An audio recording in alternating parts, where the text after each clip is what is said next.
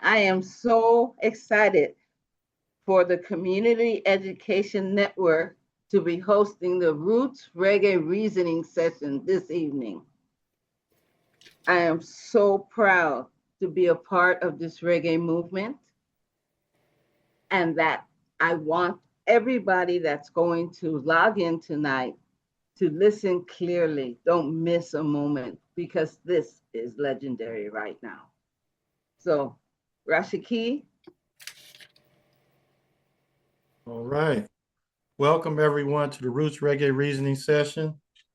This evening, we have a distinguished guest, illustrious guest, Brother Willie Stewart, OD. Mm-hmm. And I really appreciate this brother coming out this evening. It brings back very, very fond memories in my inception of roots reggae music back in the early 80s with the band Third World. And this brother is one of the original members. And I mean, it just warms my heart to think about the pleasure I had when it came to listening to this music. It's just powerful music. So, Brother Willie, thank you for being with us this evening. And I want to start off by saying that when I saw an interview of Bob Marley, and they asked Bob Marley, how did he start? He said he started out crying. And before we started this evening, you said something similar. So we want to go into basically when did you start playing music? Now, or even just started singing, playing an instrument. What is the beginning? That's what we want to know. Well, thank you for having me on this program. Thank you for the team. Thank you for the great work that you're doing.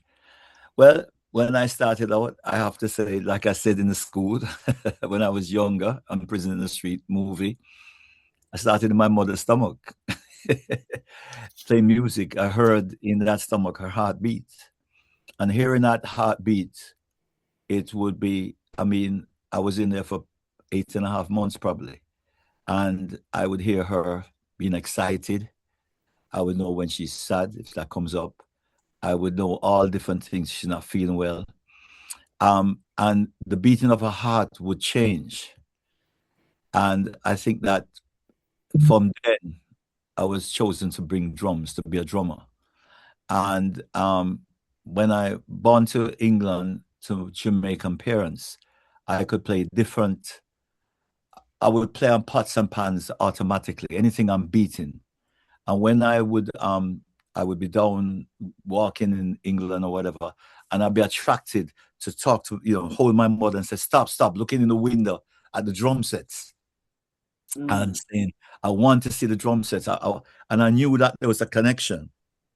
And when I played, it's like I felt that at the age of 6, I felt that I want to experiment more. It's like I was the happiest thing in the time I beat something, take sticks, take pot pan, anything. And I think that's where the initial start for me to be a drummer. That's where it started, right there at 6. Okay. So now, what was the first time you played with a band? When was that? Right, so let me go back over. When in England now, my brother, well, I had 3. Well, I have 4 brothers. One of my brothers, who was my oldest brother, who I really didn't know at the time because I was in England, he lived in Jamaica, was Byron Lee. He was a very famous musician who had a big band. And he came over to England, and my other brother who lived in England played guitar. His name was Gene. He played guitar. And another brother that I had was, he was a connoisseur of music. He was a collector. And he would play, because my father had a guest house. It was maybe a 11-room guest house, 3-story in England. And so we had people that lived upstairs and everything. And then my brother, 2 of them lived there also. And they would play music and you could hear it all the time. And so I would hear jazz. I would hear, they had a song in England at the time. It goes, ba-da ba-da-da, ba-da-da-da-da, ba-da-da-da-da, ba-da-da-da-da, ba-da-da-da-da. I'll never forget it. It was really South Africa. They would play it when they bring on the zoo and the thing. And it registered with me so much. And then you would hear, when I grew up, like at 9, 10, you would hear, I remember I had to get out my appendix, and you'd hear, the song was coming up on the broad walk, on the broad walk, right? You start hear America coming with all the music, on the roof, and thing, and all them songs there. And it had influence. And then you hear the rock that came from England itself. And I just loved it. And so when I got to do my first thing as a musician, when I came in at 11, when I came back to Jamaica, and then I saw my brother's band, Byron Lee, play at the radio station called RJR. And I saw this 12-piece band play, and he was playing bass. And look at Mommy say, I want to play that. I want to be like that. And I saw the drummer. And believe me, I'd clean him drums. And my mother said, no, you're going to school, young man. You'll be going to school. And so when I went to school, I went to Wilmer's. Eventually, when I went to Wilmer's High School, I started to play in a band called Visions. They were forming a band, and I became the drummer in it. And that is where my first playing of music came from Visions. I started, and we played in the school band, and we had to play for parties, and I got to play all the girls' school. I had a run-in with the headmaster, because when I started and we said we wanted to play, but to get permission from him. So I went to him and said, Mr. Bogle, his name. I said, Mr. Bogle, we'd like to play music. He looked at me and said, classical? I said, no, sir, we'd like to play ska. He said, I don't know about that. So I thought about it carefully, and I said, okay, sir. And I went back and started. I said, well, the library needs books. So I could tell him that if we could get little money and donations, and we could give back the money to the library, maybe you'll let us play.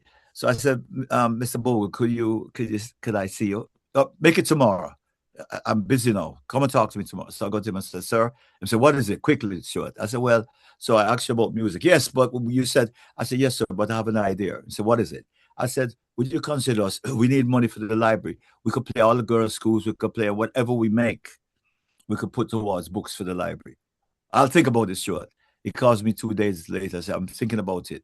He said, I'm going to go with it on one occasion that you guys are not drinking or smoking. If I hear it, I'm holding you and everybody. Make sure an example.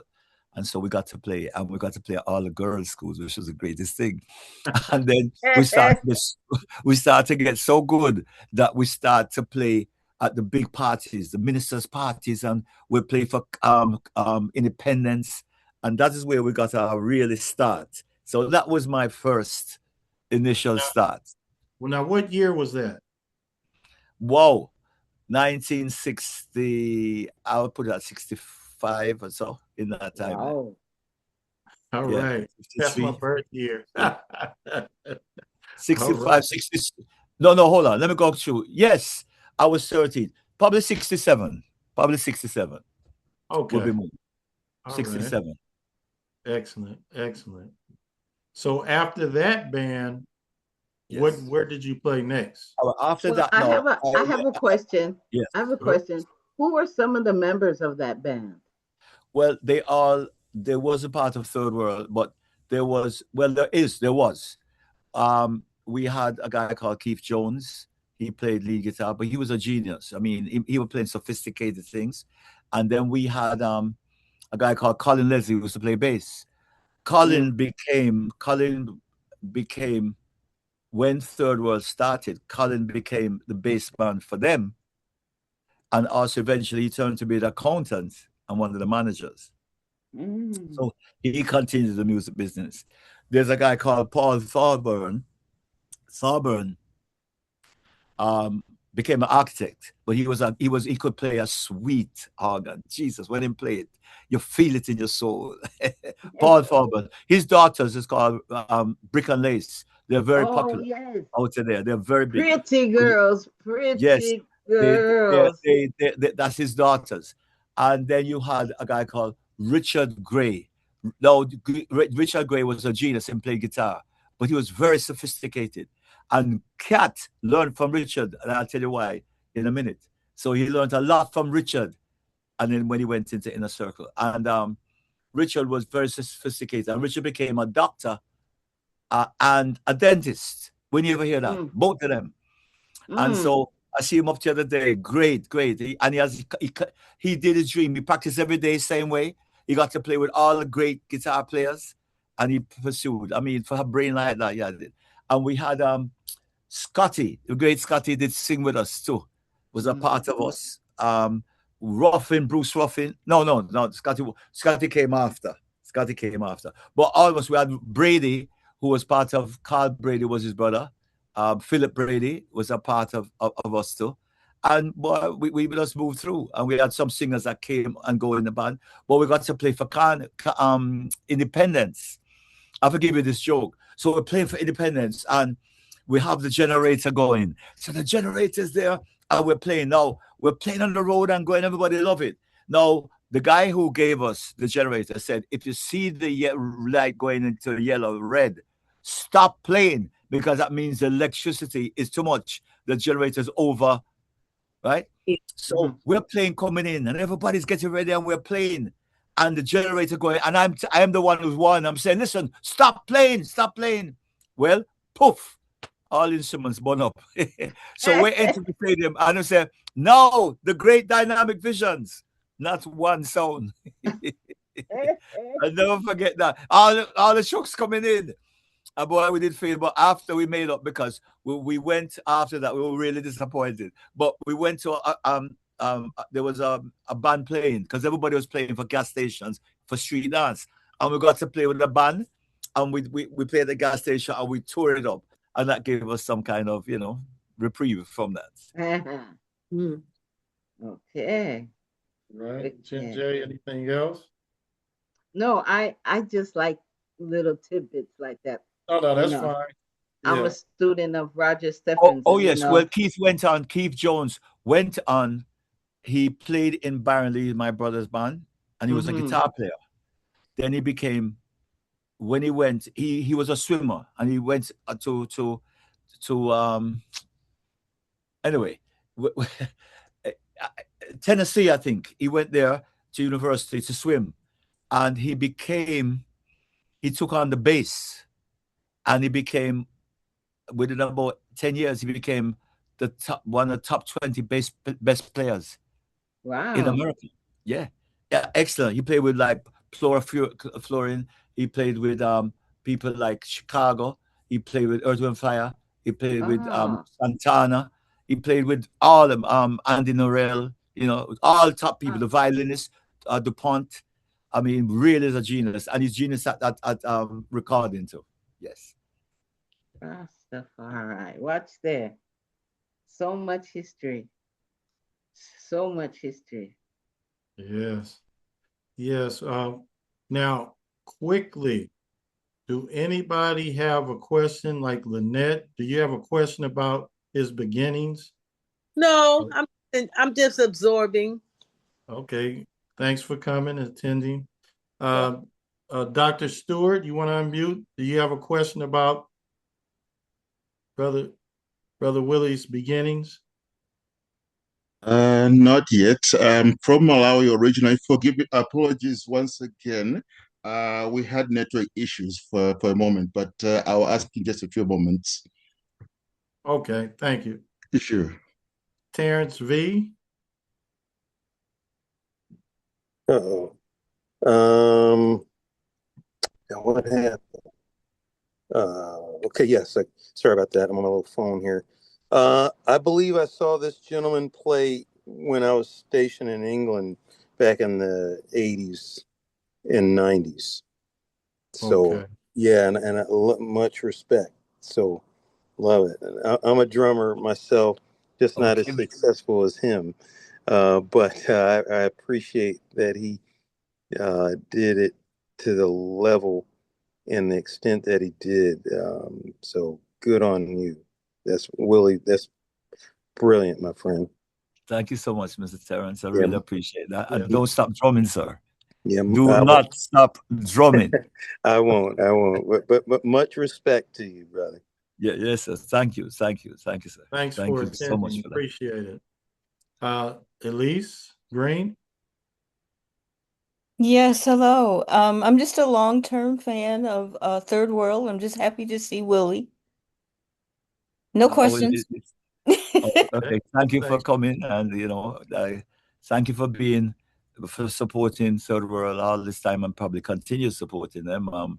We appreciate, because what happened is that, and I've realized it more than any time, as your friends, your fans, the people that believe in your music, you really never see them, because there's such a wide audience, and they support you to the max. And without them, people used to ask me for autographs, and I would say, you give me your autograph, because without you I wouldn't be here. Oh. And so it's a very humbling experience, because it's people and the love of people that put you up to be able to play and be able to. Third World started so humble, and to be able to reach the world and reach to so much people, we can only give God thanks, because you start and you're not knowing where you're going. You love what you do. It's like, as kids, we were being made to be able to. We didn't know what our mission would be. We just loved what we did, and we didn't know what our mission would be. And it started to all come around when we started to work on 96 Degrees, and then move on. And then every time we left Jamaica, it was a mission that we must accomplish, whatever work we had to get. And because of the brothers, the love that we had, if we had a bad night, all of us was upset. And there was any brother that started to star in front, we loved it. We supported him, because it was all of us. The more they shine, the happy we all was. So there was never this is not, this is what. It was really, we were a team all the way. If someone missed, boom, the other picked up. Ibu would do such and such, he would do. And every night, no matter what, even though we might be playing the same things, each show was different. There was something we put in different. We were learned to be able to improvise. Anyway, let me stop here so we can go with the thought, because next time I get carried away. Sorry. So No, don't be sorry. This is what we're hungering for. yeah. So now, after that particular band that you were with in '67, how long did that last? And then what was after that? I say it would last, I would say, about 2 years, probably. If I'm not, the timeline sometimes fades me sometimes, to be truthful. And then what happened is that I left there, and then we were very sad, because when we had the last engagement, our bassman left, and we were supposed to be this big competition. And at that time, let me give, now this scenario is important, because I was living at Ligony Avenue, which is, and up the road, maybe a mile away in Mona, Ibu had his band, Ibu Cooper, Michael Cooper, who was the leader of Third World, play keyboards like this. Only man that ever play like that and play unbelievable. Like an octopus, could play anything. But it's just 3-4 things coming out the keyboards. Anyway, he had his band called Rhythms. Now, Cat was younger, because I'm about 4 years at least older than Cat. Cat was youngest. I'm the second youngest. Ibu came next, then Richie, then Carrot, and then Bunny. Bunny was the oldest. And so as kids, we grew up on the same, teenagers. So Ibu had Rhythms. I was in Visions. And Cat had a band called Alley Cats, but he was a baby still. He was like 11. And he played in Alley Cats. So we'll play together.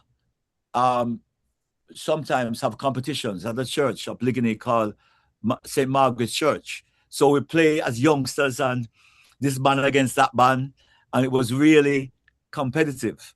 And that's how we know each other. We say hi and things like that. So we went on. And then what happened is that Ibu's band had broken up, and he came into my band for a little bit, Visions, and he was playing. And then him and our guitarist and we were playing, and we were supposed to play a certain show.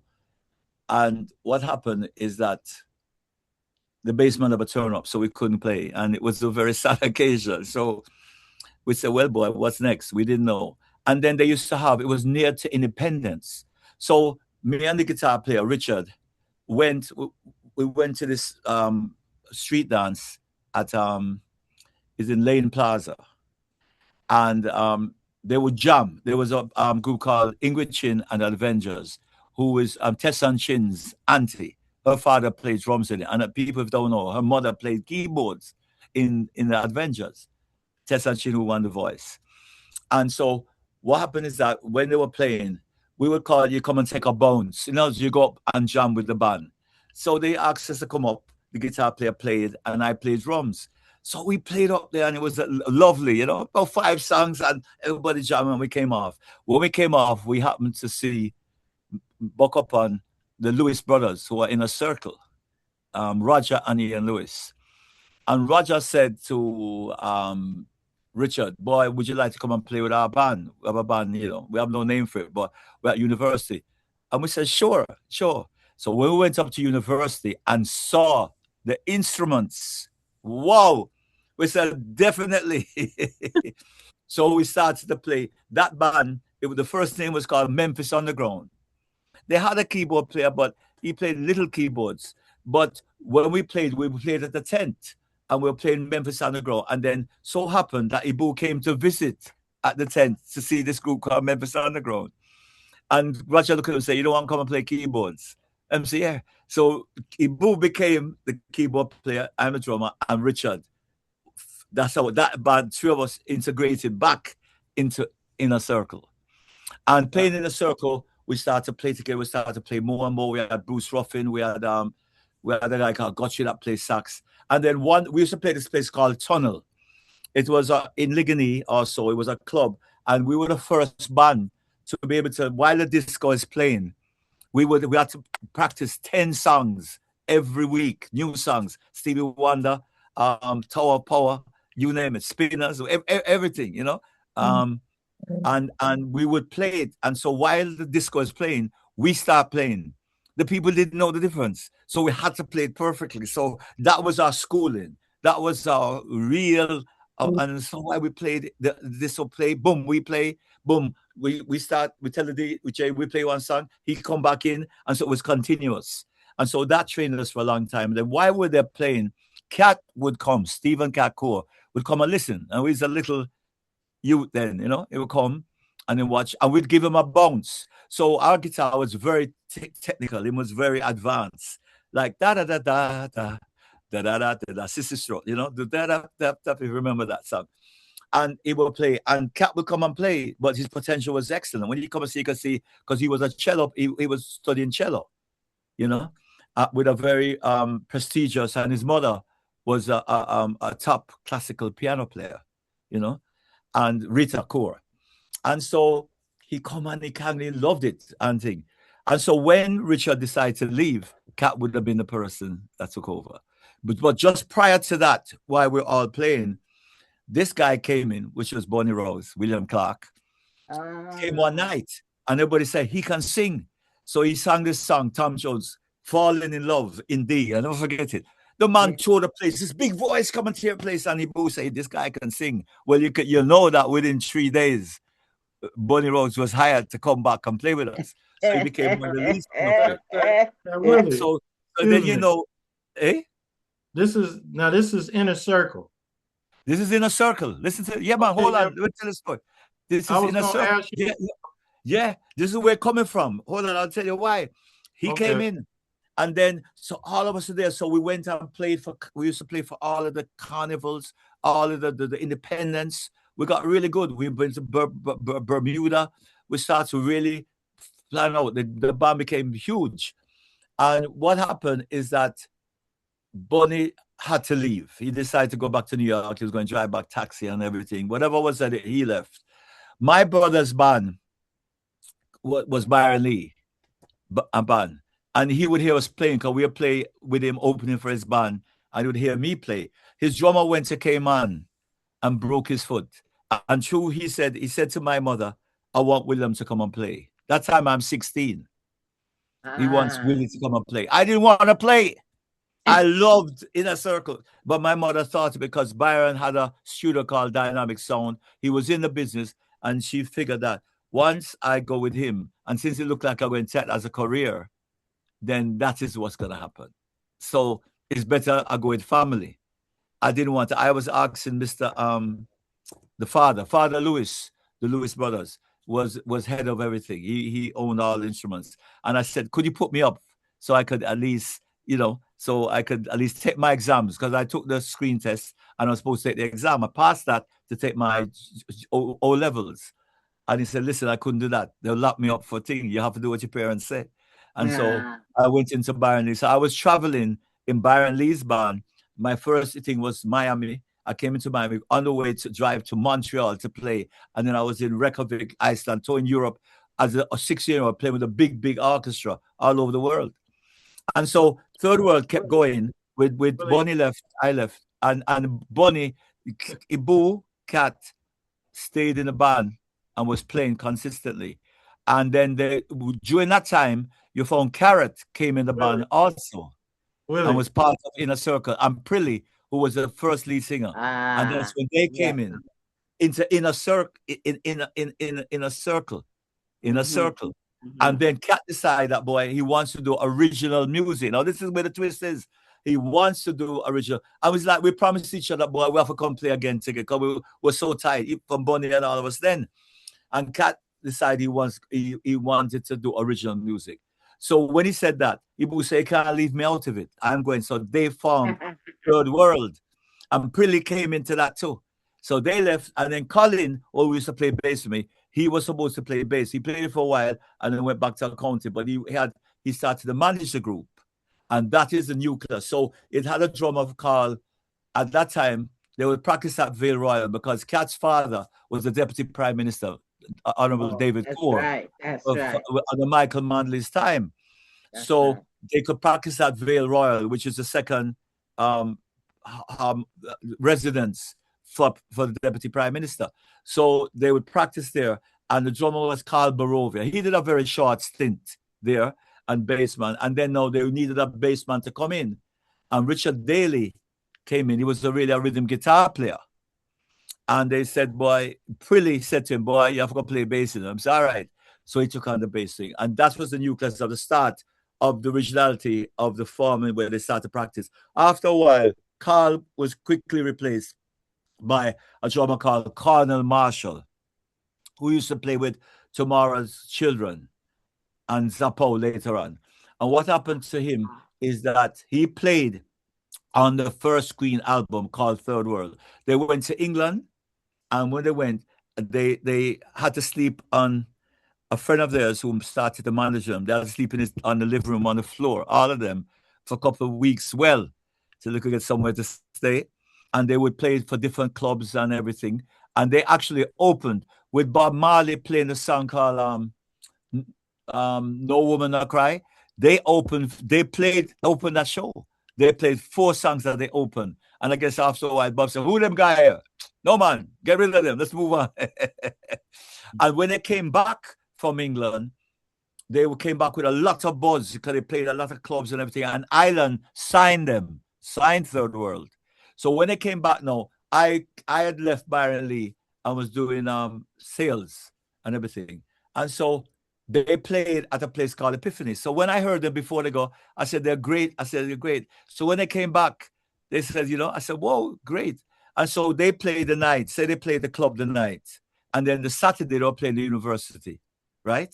Mm-hmm. I don't know what happened, but it looked like the drummer did something, Cornell, and he was out. So I didn't know. So a week later, I'm in the plaza, and I see Richard, the bassman. I said, what happened? He said, you don't hear. I said, no. Boy, our drummer gone, And we're looking at a drummer, and the only person could come in the band without an audition is you, Willie Stewart. I said, what? I said, where is Ibu? And he said, boy, Ibu is down the road. And he tell me the address. I go down and say, Ibu, what? And I said, boy, we're thinking about you, but I know we can't afford to pay you. I said, did you see me ask for any money? Ask me. He said, no, he didn't. I know that. I said, well, I'm in. And so I became part of Third World was Christmas 1975. 2 weeks after practice, because New Year's Eve night we played at Baskerville at Playboy Club was our New Year's thing where I had to play with them, and that was me joining Third World for the first time. So that's that transition to that. Excellent. Okay. I was going to ask you about Jacob Miller. So Jacob Miller wasn't nowhere around back then, right? No. At that time, Jacob Miller came after that. While I was in Third World, and I'll give you a quick story on Jacob Miller. And this is weird. It's funny how this happened. He was a very loving person. I mean, everybody was great with them. And we played a Saturday. That time we had a place called Zinc Fence. We just had bought Zinc Fence, which was between downtown and uptown. It was a cross. And so what happened is we had a whole center there where we put on shows. So we're opening it to declare there's like a community center. And people used to come there to watch all different things, uptown and downtown. And so when we opened it, the Sunday we're opening it. Listen, be careful. Sunday we're opening it. Saturday, Jacob came with us to jam at the prisons, right? We're jamming at the prisons, to give the prisoners. And he said, listen, I'm going to come back and free all of you. And I said, whoa, that's a profound statement. To me, I said, boy. And Jacob is just loving. So then Sunday now, we are rehearsing in the day at 2 o'clock, 3 o'clock. So we're getting all the things together because outside venue we're fixing up the whole place. So we did a whole line check and PA check. And he was there and he said, all right, this is about 4 o'clock. So he said to him, remember, 7 o'clock we're going to start. He said, no problem, man. Well, I'm coming back. No problem. Good. I was probably the last person to see him leave Zinc Fence. It's about 2 hours later, we hear that he crashed the car and died. Or I should say, he transitioned. But otherwise, the brother was unbelievable. We played in the grill about 6 months before that. And he would come and we're singing in the rain. He was there jumping and doing it. The man had a spirit, boy. Boy, I can't explain. That's a big loss to the music business. The man had this childish way about him. Yeah. And he embraced everybody. He just had this shine. When he come, it was just like this big teddy bear in front of you. And it was like, what, Willie? It was really, he brought a lot of joy in the short time of his life. He brought a lot of joy to a lot of people. God bless him. God bless him. Excellent. Yeah. So that was that with Jacob Miller on that instant. So we continued to play, and then what happened is that we started, and so our first recording, we played at a show, Carib Festa at Carib Theatre. So it was a funny thing because we now becoming doing our own songs and everything. It was a test, and Bunny Roggs coming in. But before that, I joined the band, and so after the show at Playboy Club, we ended up coming to America. That's how I coming to America. The show. Yeah. Anyway, we entered through Miami, and we had to go 7 months. We went to live in San Francisco. And we were there for 7 months. And then we went all over the West Coast, everywhere, San Francisco, LA. We played for the universities. We used to play with Country Joe and Fish way up in the west side of it in San Francisco. I mean, it was something else. And there was so much different clubs and universities. We really played. And we started to come up to Denver. We played Arizona, right up until we played New York City. And Prilly was our lead singer then. And we played at Bottom Line. It was our last show. Bunny came to see it. He didn't sing or anything. He came to see it. And so we went back to Jamaica. And whatever, I was a junior member. So I don't know, the band had a meeting. And then Prilly left at that junction. And then Bunny happened to come down, Bunny Roggs, Clark. And then he was there when we were practicing. And then someone said, boy, come and test out. And then before you know, Bunny was part of the band. And then we did the Caravesta show. And then we was in Harry J's studio, getting to ready, 96 degrees in the shade. Them said that was the Undercurrent album. But to me, that album, everywhere we played around the world, 96 degrees of shade, everybody knew the words. Everybody knew it. Everybody knew that song. And they said to this day, they said that the song never sell. So I'm going to ask one thing. In the Caribbean, my brothers, the same brothers that I have that I told you about, Byron had dynamic sounds. My other brother, who was a collector of records, had sonic sounds, which they would all the reggae thing, including us, Peter Tosh, Bunny Wailer, Sly, all of them, him distribute. So he distributed 96 Degrees to the Caribbean. We sold 50,000 copies of it. If you look at 50,000 copies, you would know that a figure like that, because in Japan, I have to show you on my wall, I have it, the platinum in Japan is 200,000 that sell, and that's platinum. In America, 1 million is platinum, right? And in the country, the Purata in Japan. So if you sell 50,000 in the Caribbean, that's like 5 times platinum or more. And still around the world, they say that people don't, and everywhere we go around, they know the song. Can I leave everybody to think about what they think about? I won't go any further than that. Anyway, I hold my story. So we're going, young guys getting now and saying, this is we, rebels. So you have the song called 96 Degrees, they say, Human Marketplace. The other song called, I did it earlier. Sometimes my brain can't go through. Anyway, but we Jack Glory, right? All them song and thing. Very revolutionary. And then during that time, we decided that we would come together under a guy called, he was a psychiatrist then. And he put a whole, it was like a drama on us. We brought Tommy Pinnock and we did this beautiful thing called explantation. We used, as I tell you, I was playing, we used paint pans because we didn't have lights at that time. So we had to, this guy from India he was a very good with electronics. And he got paint pans, the big 5-gallon paint pans, and he sealed them together. And then he put in those 100 bulbs in there. So we had 90 of them, built a whole iron frame, like a truss. And he built a thing that he could put the lights on and off. And we borrowed a spotlight. And Fred Hicklin was a psychiatrist at the time. And he sat down with us, we went through therapy, and we started to work on that. And Tommy Pinnock did a choreography, which was excellent. And so I'm going to give you an insight. I wish if we filmed it, we'd be rich today, because everybody who saw that, 1,000 people could hold at Ronnie Williams. We did 40 shows, and some people came to 38 shows. Trust me. When the show starts, it says, and now Third World. Everybody's looking at stage. Look here. You're looking at the stage. You see the instruments. And now Third World. All you hear is star, Gleaner, star, peanuts. When they look, is we dressed up like on the street. Man, all day they draw them gun because the boy an invasion. But not bunny that, not cat. So we make our entrance on the stage. People could not believe it. And then we'll go and play the songs. We would act to it. Nothing like it. And then right after that, we got the break where a manager came down to see that. When he saw that, he says, if Third World can play that like that, then boy, him have to sign them. And his name was Ulysses Lewis. He signed us, and we ended up going to Nassau 8 months later to record Now That We Found Love. And the whole history started there. It was a whole different run. Nice capture. So now we want to hear a little clip of 96 Degrees in the Shade. Yeah. Yes, yes. Listen.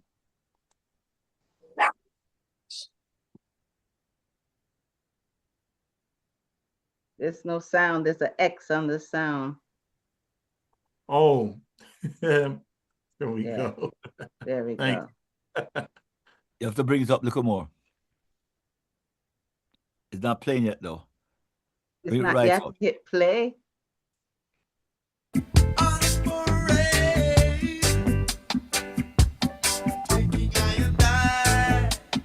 Yes, sir. Sent from overseas, the Queen in flight. Excellency, before you I come with my representation. You know where I'm coming from.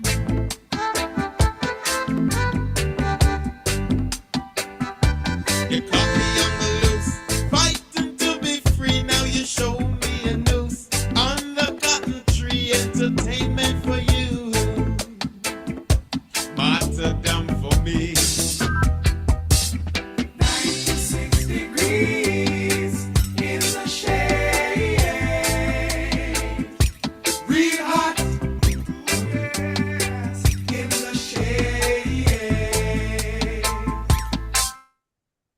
song?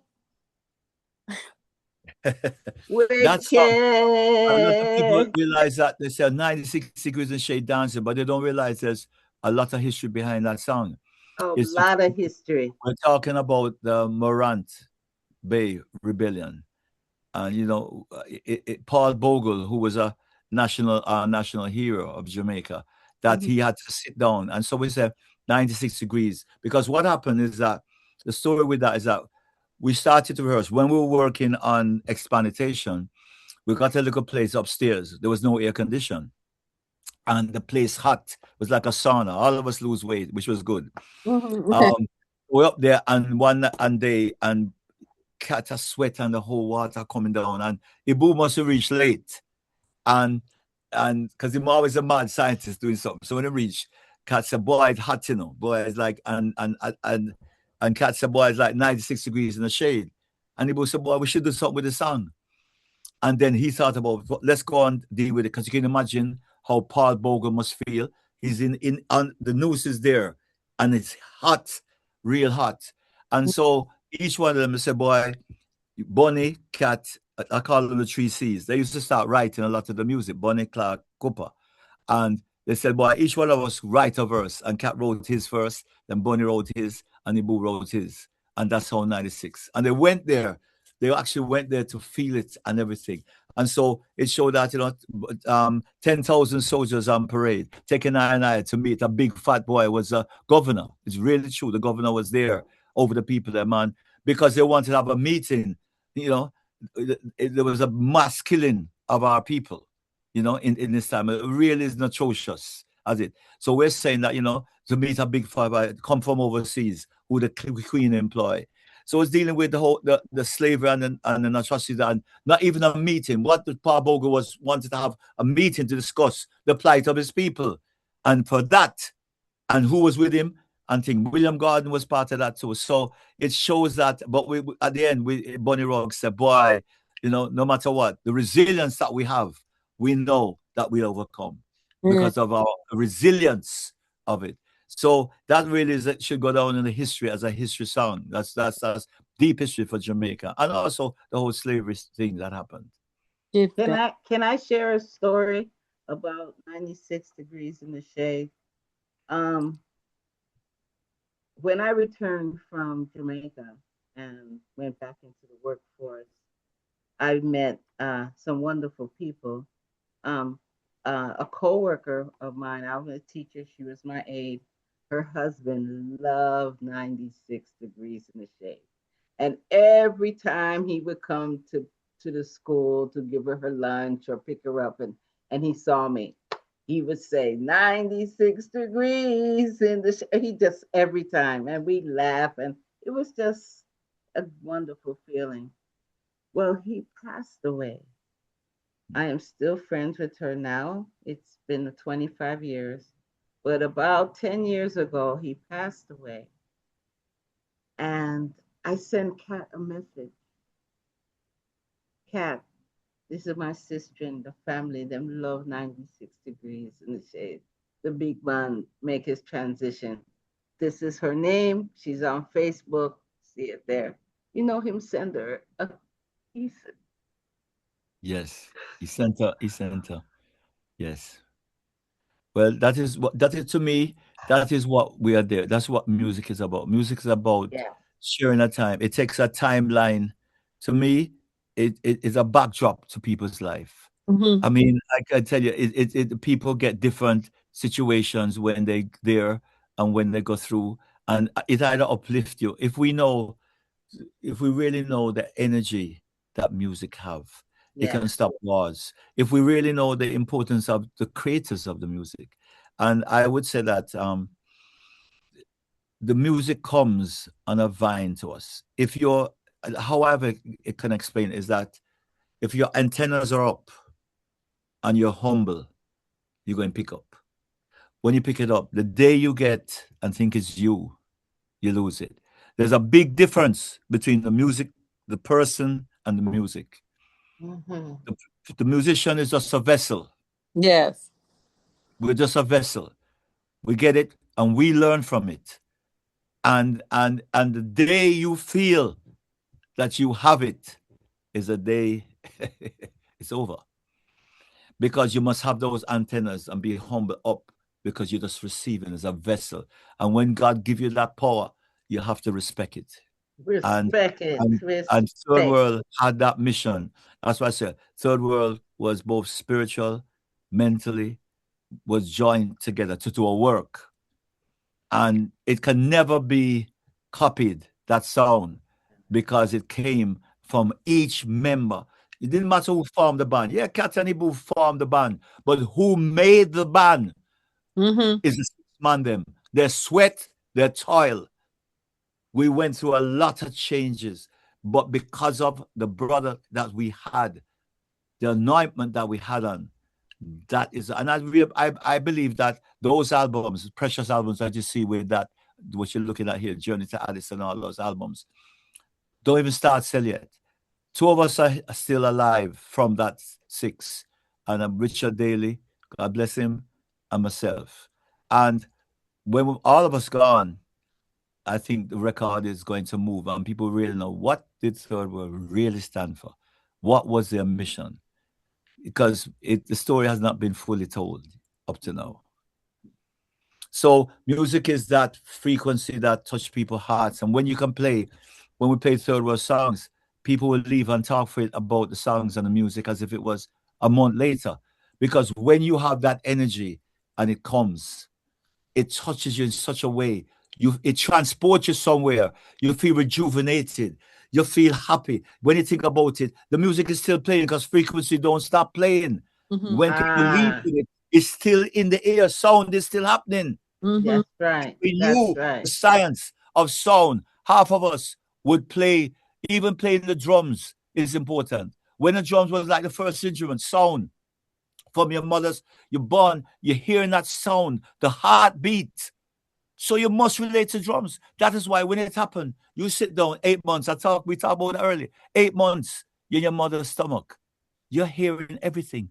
When she's happy, it's moving faster. When she's sad, it's slower. If she's sick, you know everything. So when the drums play, automatically, the body can start. The drums dictates to it to help healing, to help uplift you, to help energize you. We walk away from the drums. It is Africa. It comes, I mean, the head man, the head drummer, who is of Africa, is the governor, is a spiritual man. Is him tell about weddings and all that. It's so important. We lose that. That's why when they come and they sit dance and they let loose, people get drunk and they go through. Half of the time you should be dancing all the time, singing all the time, because that is what re-energize you. That'll give you the power and feel it. It all of the tension. Even if it hits a drum, look if it hits it. If you're upset, if you have a unruly student and them have hate, by the time they hit it, all of a sudden, all that dissipates. All that, it dissipates, it's gone. And when everybody start playing on a steady tempo, it does something. Everything is a quietness. Everybody's together. The sound start be more powerful than the problems. Everybody become one. So when a band is playing together, that's why the electronics can never repeat the human spirituality of what music have. Never. Because what happens is that when you're playing as a musician, it's like you're there. You can turn it up. When the people are going moving, you go and give them a little more. When it's that, you take back. You can play the right cadence, the volumes, the timing. I do a solo, person do a solo. You let them do it again. It's like you're giving them energy, you give them more to fever pitch. A computer cannot do that. No. And that is why it's so important. The music could be one of the most important things in the world. Think of a church without music. Yet, why? Why you think they take down the music? That is no, it's like I can't take land from anybody. They took our rights from us. The musician can't make no money no more. Where is it? It's given away. But the spirituality of the music, that is why they go back to the old music, because it have that spirituality in it. It has the ingredients in it. Word sound is power. Word sound is power. And this is what happened is that when you come to create as a musician, it's the highest honor. People keep saying doctors and lawyers, big up to them. But there's no difference that a musician when them come with that spirituality and then play. We sit down. They're giving us a blessing. A unifying force. It is. And so that is why we should respect our musicians. Yes. Some of them go through a lot of pain. And that's why, because it's not the greatest for you to go on the road and travel so much to be that to give the music. It take a lot, trust me. When you travel on time is, when you're traveling 240 days of the year, think about that. Your family suffer because you can't be there for that. You're giving your all. And believe me, while that's happening, the music business is a different, the music is great. Is it the music business? It's a whole different business. Yes.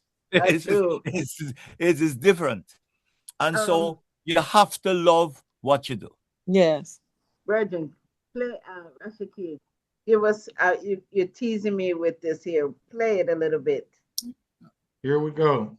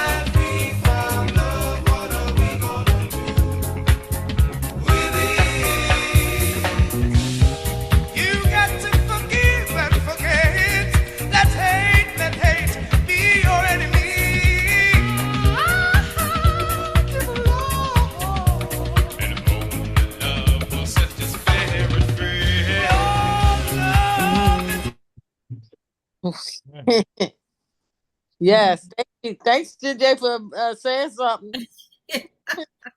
I felt good. Yeah. Excellent. So we want to take a little shift here. We're gonna move to Mashariki, our third host. Okay. Yeah, Mashariki, come on in here. Thank you. This is an incredible history that you're sharing with us, and I'm so really grateful to be here to hear your stories. And on the song that you just finished playing, was that a group effort that wrote the song? Did all of you? Well, let me give you the story on that, if you don't mind. Yes, please. What happened is that Ibu, our leader, had that song in mind. It was really written by Gabble and Huff. Okay. Is that original song? And the OJs did it on Money Money album, but it was a slow song. Now that we found, it was a slow song. I never knew it. Anyway, so in the studio where we left now, take up from the 96. So we did that. We did the experimentation in that time period, and now we're going to Nassau to record this brand new studio. Island made it, and a guy called Alex Sadkin, who he is the engineer later on for I Want to Know What Love Is for Bob Marley, but one of his first project was ours. So he's in there, and what happens that when you go in the studio, you have to get a sound like the drums, like I have my drum set here and things like that, because you have to mic it and the percussion. So what would happen is that Ibu and myself, and Carrot, the percussionist, if we're in a bus and I'm tapping, Ibu starts doing something, tapping with it, and Carrot come in. We always have this force that we always are creative on each other. So Ibu would always come down the studio to supervise and to get everything ready and everything. So we're down there getting the drum sound. And then Ibu started to play some of the keyboards. So I start the beat, and Carrot start playing. This is for the test. Guys play the boogie and the congos and the bongos. And Ibu start putting in, he knows it, and putting in the chords and playing. Now, you would believe that we planned, right? All of that, correct? You say, well, we're planning. What a great disco recorder, full thing. No, it was a jam. I can only call it when improvisation, spiritual intervention, improvisation. Brothers coming together because we're guide with all that thing. Bop, bop, bop. I don't know what he was gonna play there, but it come out that way. So it was that. It's like you all I can say is brothers improvisation, spiritual intervention. And that is so. And when we came, we didn't even know it was taped. And when we went back, I said, "What?" Mr. Boy, the tape. I said, "What?" When we listened, I said, "Whoa!" So much so that Cat came into the studio after. You came in, and there was the timbales. That timbale solo, that's Cat playing the timbales on it. So the bridge, the foundation of that song, was the three brothers started. Then everybody put their part on, which was great, fantastic. But that's how that song did. Now that we follow, and I remember playing. I remember when we in Nassau, we could hear American radio, and Nassau, and we could hear it. And when we played it, you knew, and you played it, and you listened to the radio, and you played it right after. You know that boy stand up, boom, straight through the radio. So that was history of that. So that's how that came, Mom. I hope I answered your question. No, you not only did you answer it, I'm sure you didn't expect it to be as big, as popular as it was either. No, we didn't. But I had a feeling because when it played, every time it played, it did something. There was something magical. But we were so creative. We never went in to make a hit. We didn't. We said we came in. If you look at Journey to Addis, in preparing for the album, is the first album we went on a total retreat. We went to Portland. We went to Titchfield High School, and we were there. And we gave up everything for 2 weeks. Everybody had a job. I had a job of training the band. We did music lessons with all of us. Bonnie had a thing where we talked about a concept and everything. Kat talked about something else. Richard, everybody had a different thing. Carrot had something else to bring. We did it. We set up in the hall and we went on jam. We talked about what was important, what was our concept. We prayed. And so this album could be one of the most spiritual albums. And Alex Akin, God bless him soul, is that I saw him for hours and would listen. He said, listen to the sound. But when you listen to the sound of album, another one that came out that way is called Journey to Addis, the album. When you listen to that, that's again, it was just a jam inside the studio. This is where God give you and you express yourself, you improvise, where I can't explain it. It just happens. Yeah. And so that third one was great for that at that time. So we never expected. And then what happened now? When that happened, we went back to a little lull because while I was getting ready to go out, we went to Guyana. And it was at a time when Guyana was very Forbes Burnham was the prime minister. And so there was a little thing where it was kind of going through a lull, and we had to play, and the promoter was going through a little problems with the promoter. And we were really depressed.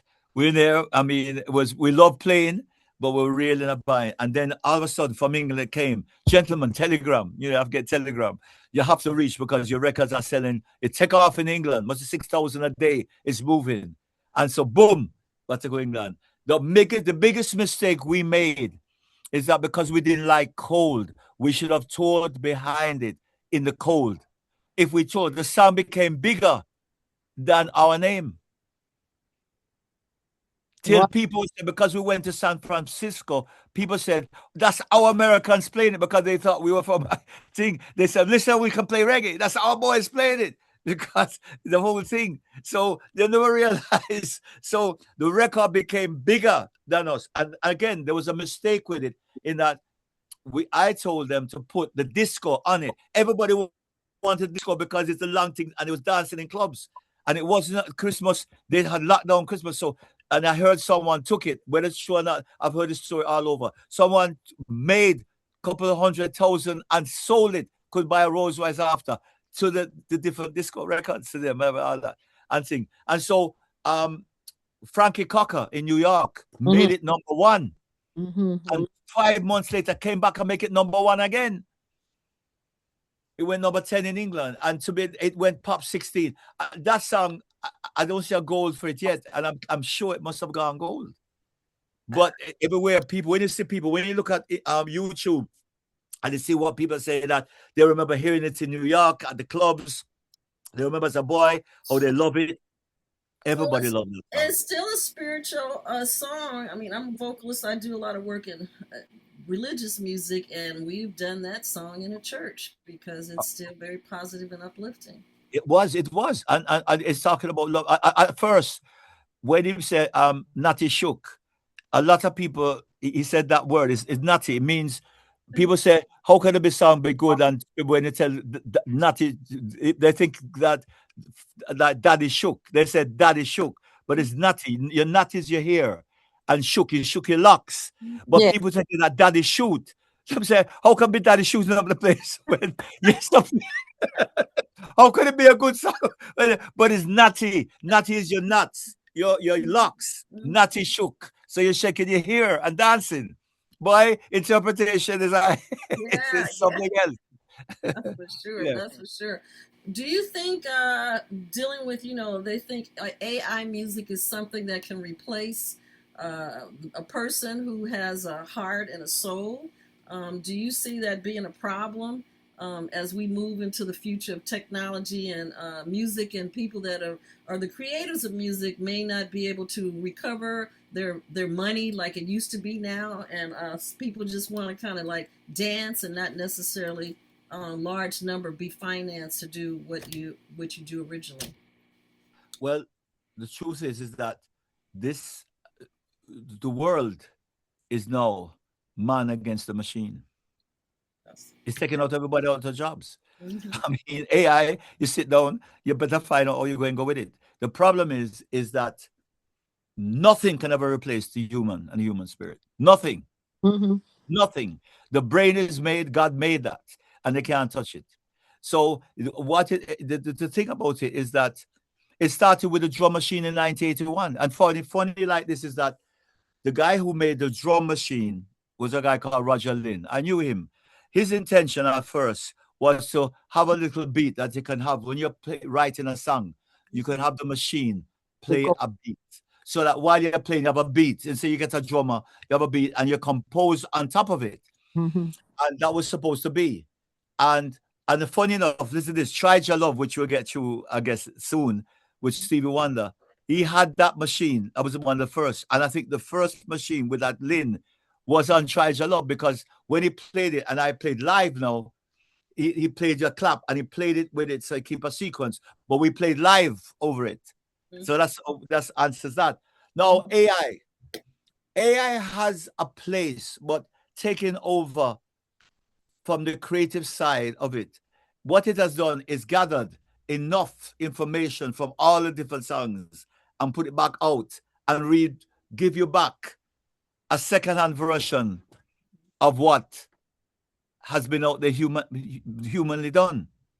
So what it is that it recycles already what has been done. But where it's powerful in that the mix, if you was to play an AI song and pay for it, the way you can get it at your hand and order it, it will cost $15,000 to hire musicians to play that way. So the quality is such of high frequency, but you have to learn to hear it, because after a while, you're hearing the same singers. They might have 20 voices that is singing, which is AI. Mm-hmm. After a while, you hear it because there's something missing in it half the time. You can it have a sound of its own. Mm-hmm. And so it brings everybody to the board to be creators. But if you write lyrics, it write the rest of the song for you. Yeah. Now, the question is that when you go in there and you do it free, so you get it free, who owns it? They own so it. If you put the idea in it, they say the second one, if you pay for it, you can take it. But what happens to what you put in there? Are they putting it in a big thing and turn it around as your song going back out to sell? When AI start get joined, yes, it's going to get big because people and the record companies are buying it to go because what? Everybody can order it. But with everybody writing, what's going to happen? Everybody will have it. But what happens? Can they pay everybody? Is it really going to come? So to me, everything comes for now. Whether it's last is up to people. It's up to see. But there's the live shows has made a change that people still go to live because they want to see. I want to see. If anything, why bother go to shows then? Just sit down then. Don't bother go out. Listen on your TV, your front seats. What bother go hassle with people? You can listen on your hearing the facility. You bring your speakers, you're hearing it, and you don't have to deal with crowd. But people, what happened is that what's happening now is that our children are not talking to them. There's no more communication. Communication and come together is important that the community come together. The child, it takes a whole town, a city, a village to grow a child. We have stopped that. We as elders stop talking to our children. And so the communication, they're on the internet and they want to commit suicide. They get ideas that you're going down the wrong path. You give a child a computer from the day of 3, them know it at 6 and better. But they're not communicating. If a storm happens tomorrow morning, you're not teaching them how to survive. There's no survival skills anymore. We don't know if anything go up tomorrow. If the grid stop, what will happen? We're in serious trouble. So we have to now realize though and find to still look at nature, take a walk, get up in the morning, exercise, go to the beach, show your children another side of nature. Nature is revolting. Look what's happening. Look at the cold. Look at the earthquakes. Look at the storms. Mother Nature, we are not good caretakers of our place of the world today. And it's backfiring on us. And we're not saying enough. We're not looking and saying, what can we do to change it? We're going on more and more. War cannot stay here like it is. It cannot. Because we are sitting here. But look here. Countries is being bombed. Children are dying. People are dying, old and young. We have to come to a situation. That's what Third World stood for. Love. Let us all come back. The Rastaman would say, one love, Adrian. Let us come together. You have your thing, we have our thing. We will cut ourselves as one blood. Let us respect each other. Let us love each other. If a storm happens tomorrow morning, is you the car lick you? We all made the same thing. Can we be fair to each other? Can we find each other? Can we say, boy, can I help an old person there? Can I reach within myself and help somebody? But we get more isolated.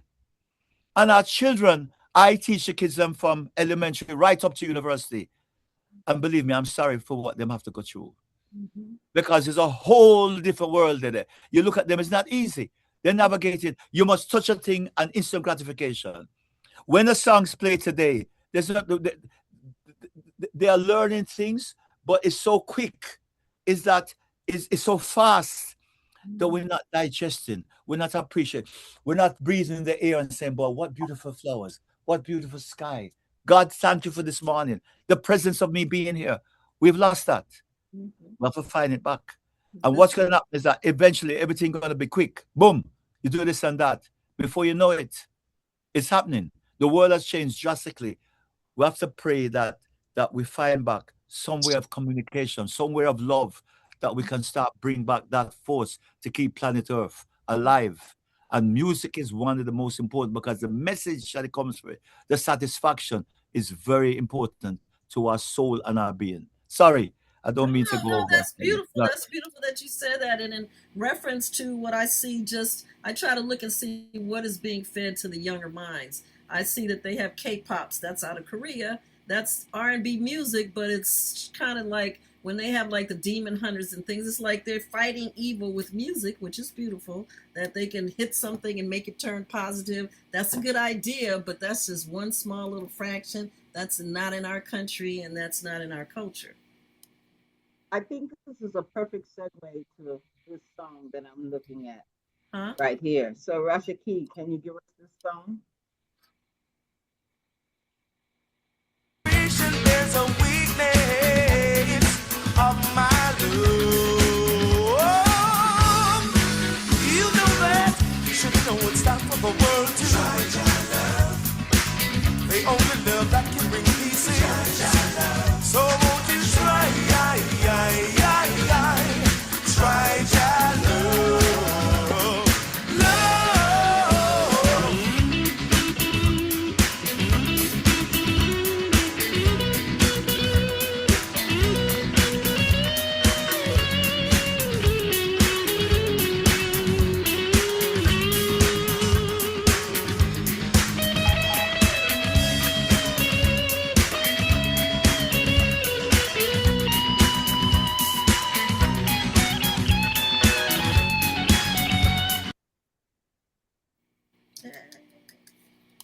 Love. Try that love. Excellent. Big tune. Big tune. Big tune. And you want the history of it? You want me to talk again? You Yes, sure? yes. Does everybody say yes? Put your hands up in the air if you want to hear. if you want to hear more, put your hands up in the air. All right. All right. This started with years ago in a circle. The Lewis brothers' father brought Stevie Wonder to play at Carib Theater, 9 shows. And we in a circle had to open the show. And believe me, it was the greatest thing as you, because we saw our favorite musician. We'd run back to the front seats and sit down, watching our favorite bass man play. It was unbelievable. It was like a gift from heaven, because seeing them play the whole, and you said, "Heaven help us all." I remember that song we start with, you know, "You are the sunshine in my life." All them songs, boy, and we're seeing our favorite drummer and the bass player, man. Who It was the gave drummer us a then? gift. Who So, was the drummer? Was that Raymond Pounds or somebody else? I think so. I don't remember his name now, but I think like from Tall that guy. time. But it was really, I mean, believe me, we were really knocked out. And from Inner Circle, then what happened is that when we did, listen to this now, we did Rock the World. So CBS signed us. We left Ireland, and CBS signed us. So our first album was called Rock the World. Right? We did a song called Dancing on the Floor. Dancing on the Floor became up to number 10, it was, before we even started touring on the English charts, pop charts. And so we're getting ready for tour there. While we're there, we get a message. So someone said that we knew a person in New York that was in England that was one of the managers was Stevie Wonder. And he sent up a note that, boy, Stevie Wonder loved the new album called Rock the World and Dance on the Floor. He loved it. I said, well, what a connection. So happened that Stevie comes to Jamaica. So he's there jamming in the hotel in Ocho Rios, having a ball. And I think Happiness Unlimited would play downstairs, and he would come jam with the band. The minister at that time, she's a minister still now, was Babsy Grange. She's now head of Ministry of Culture and about 5 different ministries. She went and called my brother, Neville Lee, who was close to her with Sonic Sound, and said, tell Willie to go down and meet with Stevie at the hotel. I have to thank her for that. So I go down to Ocho Rios and I said, Stevie, what happened? And we talk.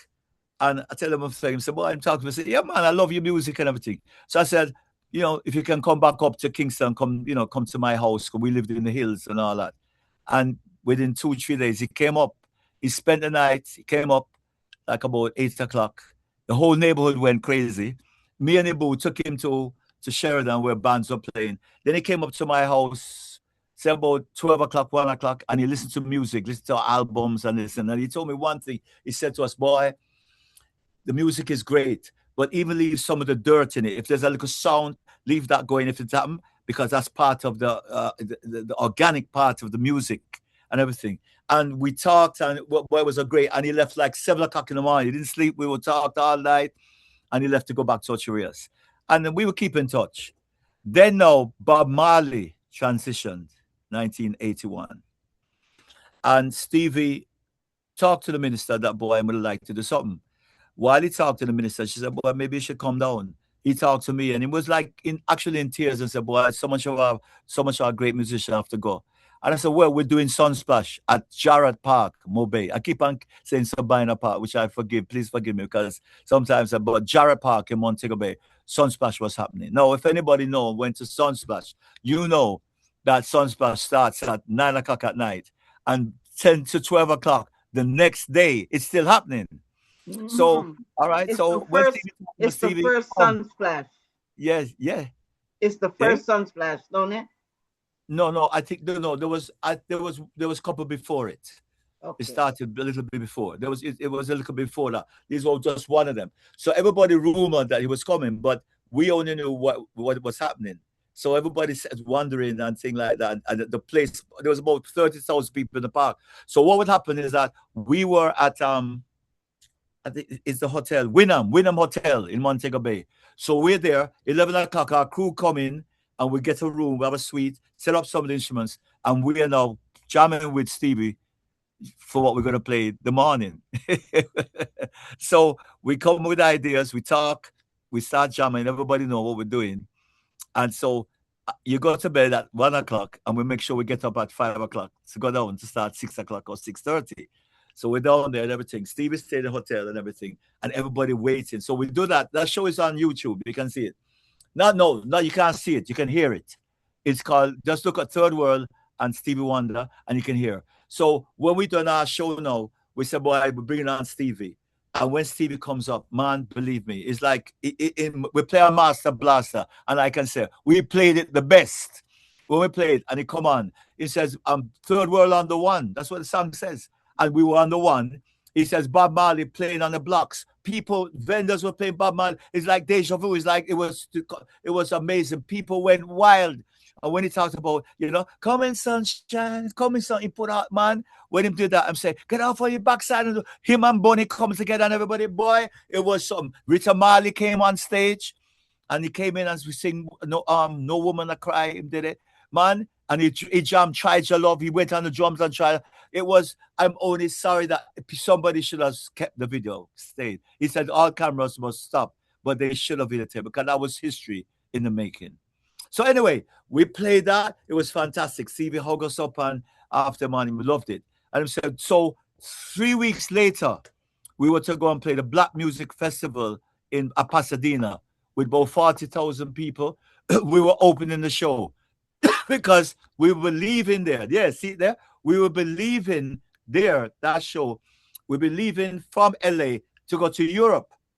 So we come to the Black Music Festival, Pasadena, Rose Bowl, and we're playing, we open up. Stevie come and jam with me and said, these are my brothers. And then he did his show, fantastic. So we're preparing for our tour. Stevie comes up and said, Willie. I said, what, Steve? I wrote a song for you all. Wow. All of a sudden, bells start ringing. Wrote a song. What does that mean? We now, I'll give the scenario to everybody. We have a number 10 song. The tour set up for Europe. Once we tour, we're going to hit that number 1 position. We should never have the number 1. We'll have all that set up, but we have the great Stevie Wonder that write a song. What do we do? Well, we end up pull up the tour and go into recording mode. So we never ever toured behind the album. Rock the World never had a chance to even go out there. We toured, boom. We started 3 months, 4 months. We were in LA, Wonderland Studio, recording. So I'll give you a joke. So when we're going there now, Stevie has no concept of timing. 5 o'clock in the morning, Stevie called me because he would talk to me most of the time. Willie, I'm ready. So I said 5 o'clock in the morning. I look and say Bonnie's face, cat face. They can't get their voice warm up. I said, listen, man. I said, Stevie, man, it's 5 o'clock in the morning. I said, they're not going. All right. Call me when you're ready. We will go. No problem. Anyway, so we go in and we start. And he does this song called Playing Us Too Close. Because it was something to do with the boat people, the Haitians and the boat. Something was happening with it. And so Playing Us Close was You're Playing Us Too Close, which was a great message to the world. Arnold Larkin, who was head of CBS, who's responsible for Michael Jackson, comes in and says to Stevie, I love the song, great message. But Stevie, give me something in the pocket, man. Give me something in the pocket. So he takes 2 days, he comes back and he says, Willie, and he starts playing the piano. And say, Willie, give me that now that we fall in love. Give me that love. I'm shaking his head. Give me that now that we fall in love, really, man. Give me that beat with the boo. So we got and I just do a re-edition. Boom. Really fine version of that. And that was Tried Your Love. Right there. 2 takes. We did our part, but everything else had to come in, the thing and all that. And that's when he used the Lynn drum machine. He put it with a beat, like not a beat, but it was playing a percussion and had the clap. And then all the thing we played live on it and thing. And so everything was live after. In fact, on internet now, if you look at it, one is going viral again. You have us in the studio where you see we're practicing it and it going that the whole thing is on internet with us in the studio. See us, we're sitting down by a studio, everything is there. Yeah, your mic not on. The video with Stevie Wonder. Yeah, And the with Stevie Wonder. It was called Night Flight. That was taken from the Night Flight. So that was it. So that is how that came about Try Your Love. And in Japan, it went platinum. When he goes to Japan, he has to play because they changed in Japan. They changed the whole market of it. They call it Love Island. So they made the whole. And when we went to Japan, we were treated royally. Man, it was unbelievable. It went big there, very big.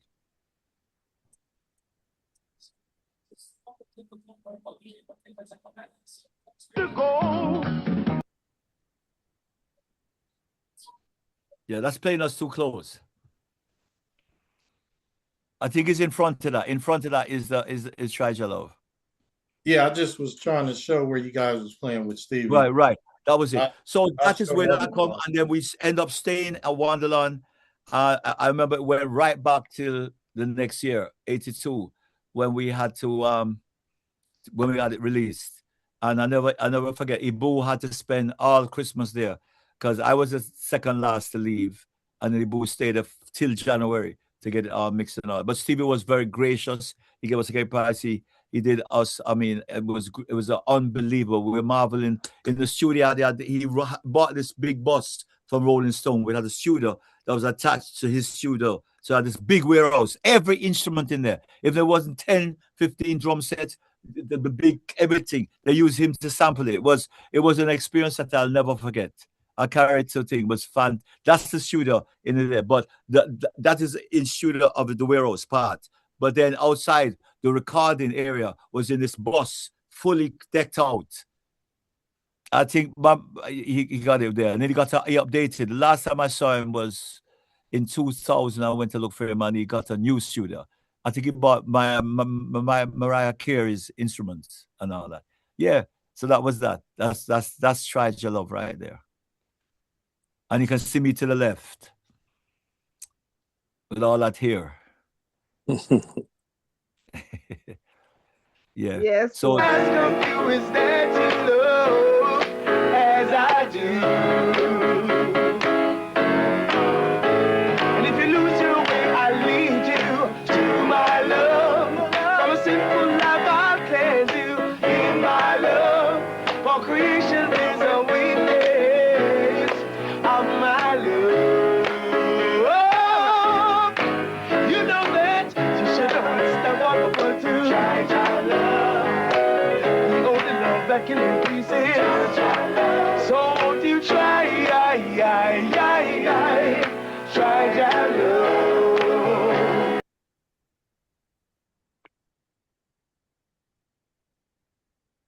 Excellent. Willie, guys, Yes. can I ask Willie a question? It's kind of a technical question, but just want to see what you say. You've done a lot in studios and live.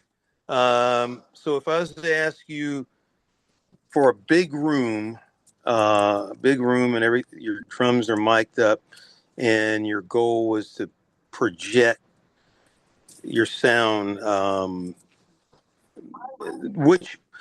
so in between birch and maple, which one do you think is more projecting in a big live setting? And I guess we can also say for outside.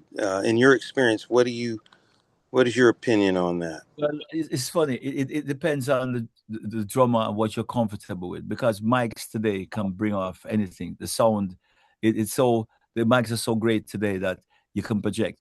I find that the warmer, the birch. In fact, I have both. Okay. The birch I use. Sonar has been my drums all the time. Yes, love it. And I find that the warmer, the other one is more warmer. The birch have a more thicker sound because the SQ that I use have that. But the other one is just as great. So it's how you play it and how you feel. You know, I find that it is a warmer sound. The birch have a more attack. Right. Okay. The warmer sound is the other is that I find. But the mics, and if you really want to have a bigger sound, you can do two things. You can, with the snare, you can mic underneath the snare and the top. and Right. so so you get that bigness. And if you're recording in a big room, then put an ambient mic to the end or 2 mics, and that Yes. brings in the rest what you miss out. It gives it this big sound along if you need to have that sound in the room as such. But All the right. technology of where it is, it's not like the old time days with have, and try have the standard mics that you have. But even the small ones now give you a great sound Yes. Yes. live when you're going too much. Yes. That question was a great question. Yeah. Thank you very much. No, thank you, sir. And what kind of drum set you have? Well, I have a Pro Masters. That's great.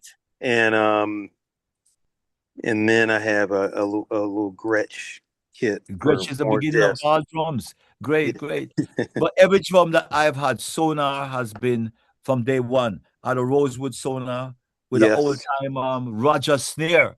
I still have it. A Roger snare. That's with Now That We Found Love. And then when I went and did 96, the shooter was a sonar drum set. Transparent. I played 96 with. Right. In the garage. So sonar was much S and S super. That's what me, and every one of them is that I played. And then I got a signature series later. I was the first of the 4th signature series. Let me give you this while we can talk. When I had the drum set, you see it in the back. When you see the video, you see it in the back. That's a sonar signature. Because I was there at Stevie's studio. He loved it so much. So we went to a professional drum store in LA. Professional drum store. So I go in and Stevie is in the Rolls Royce, and I go into the store. I said, Stevie Wonder's outside and would like to see the signature. So the guy at the store said, listen, my father is the Beatles. I said, hold on. And Stevie hold me and we go in and walk in. They freaked out. He bought 2 of them. Each one was $6,500. He bought 2. Wow. They couldn't believe it. I think they have the story up on their site still that happened. Yeah, nice. Man, so now was the drums. Nice.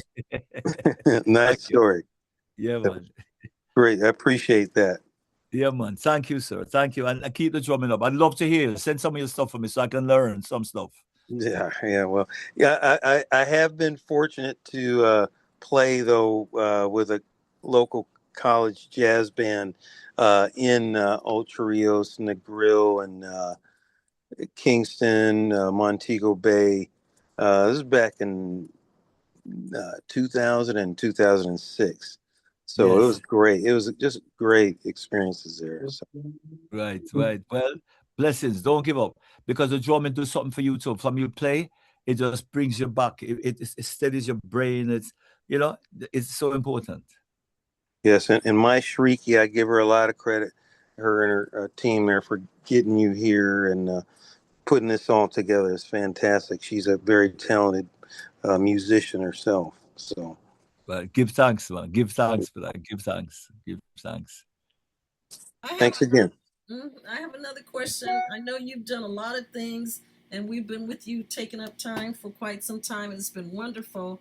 You play with a lot of people. I would just like to know, how was your experience with Michael Jackson? We're going through a new biop of his movie, and he's picking up popularity like he's still here. And just seeing the movie was a feel-good thing. Of course. Well, I've never played with Michael Jackson at all. Well, I was playing the same bill with him. We played at the same Pasadena Rose Bowl. We played for the Black Music Festival, and he was there. And he came on and did a stint. He just did, an appearance.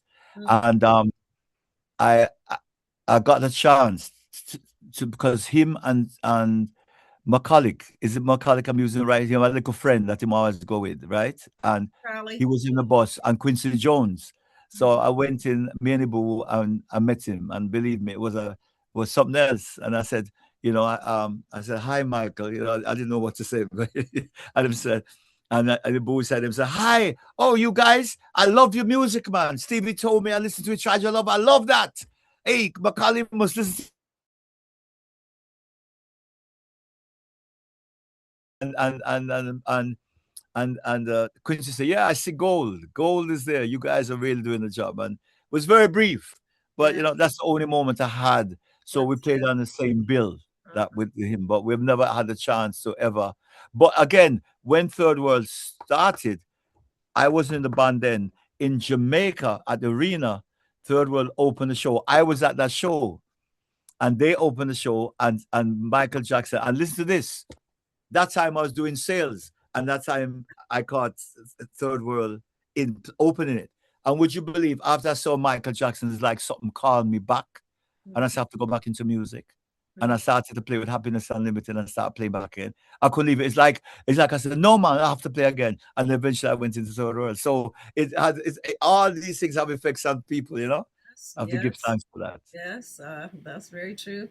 And also, I know you have a song, a unity song that you've been promoting from the Hurricane. Have a Little Faith. Yes. Let's see. Do we have that keyed up, Rashaki? Yes. Can you tell us how that came about? Well, about 30 years ago, I was going through something and I wrote the song and I recorded it and had it as a demo. And it's called Have a Little Faith, because it starts with, you can make a difference in someone's life. Mm-hmm. And it was very dear to me. But I had it and I just left it. And when the storm happened in Jamaica, Melissa, I don't like calling her name, but anyway, when it happened, I was in Gilbert about 37 years or 27 years before.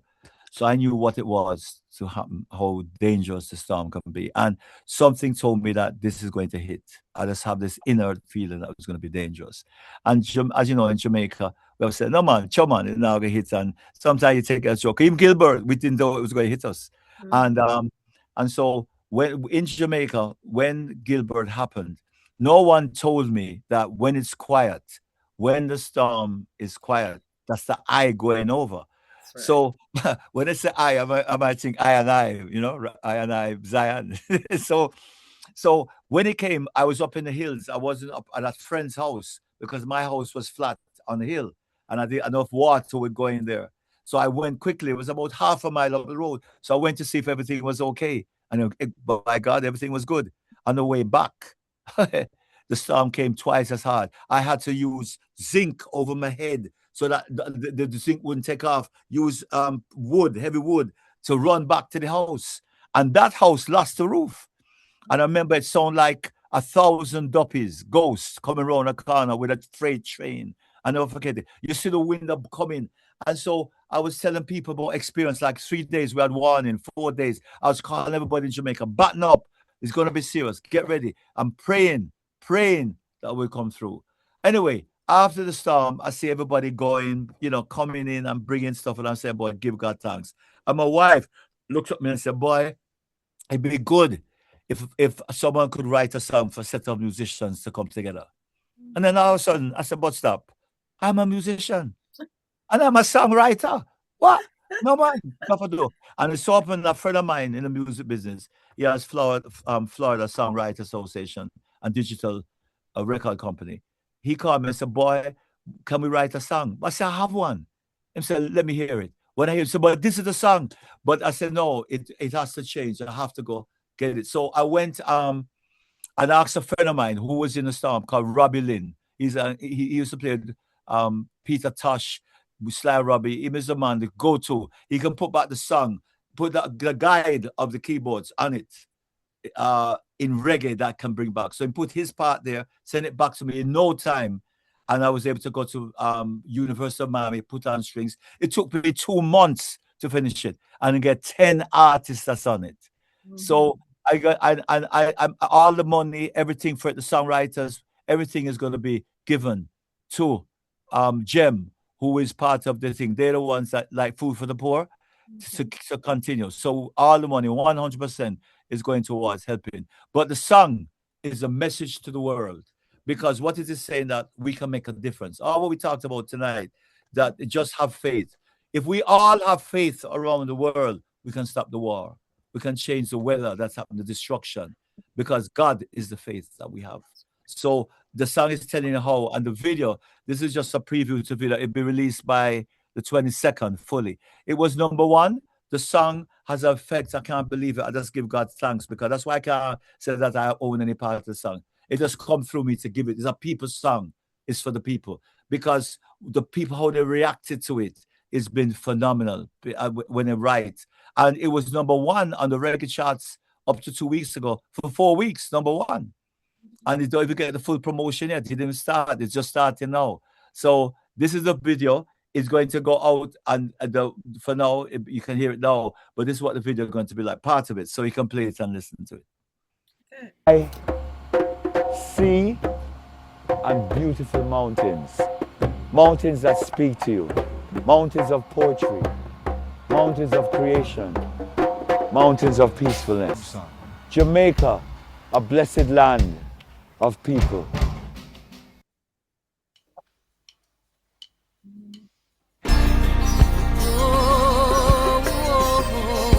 Oh, we need faith. I'm talking about faith.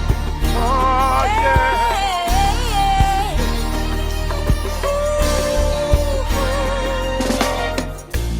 You can make a difference in someone's life. You can touch a heart and hidden deep inside. You can make the impossible be so right. Gotta have faith. We're gonna have some faith. We gotta have a little faith. Oh my faith. Gotta have some faith. It'll be alright. Have a little faith. Have a little faith. Listen. You can make the light in someone's darkest night. You can be the light. You can turn a baby's cry into a smile. You can be a blessing of the sunshine so bright. Have faith. Yeah. All it takes is a little faith. You got to have faith. Yeah. It'll be alright. Have a little faith. We've come so far. Return back now. We've been through good and bad. So far. Ooh, somehow. We've made it. And we know how.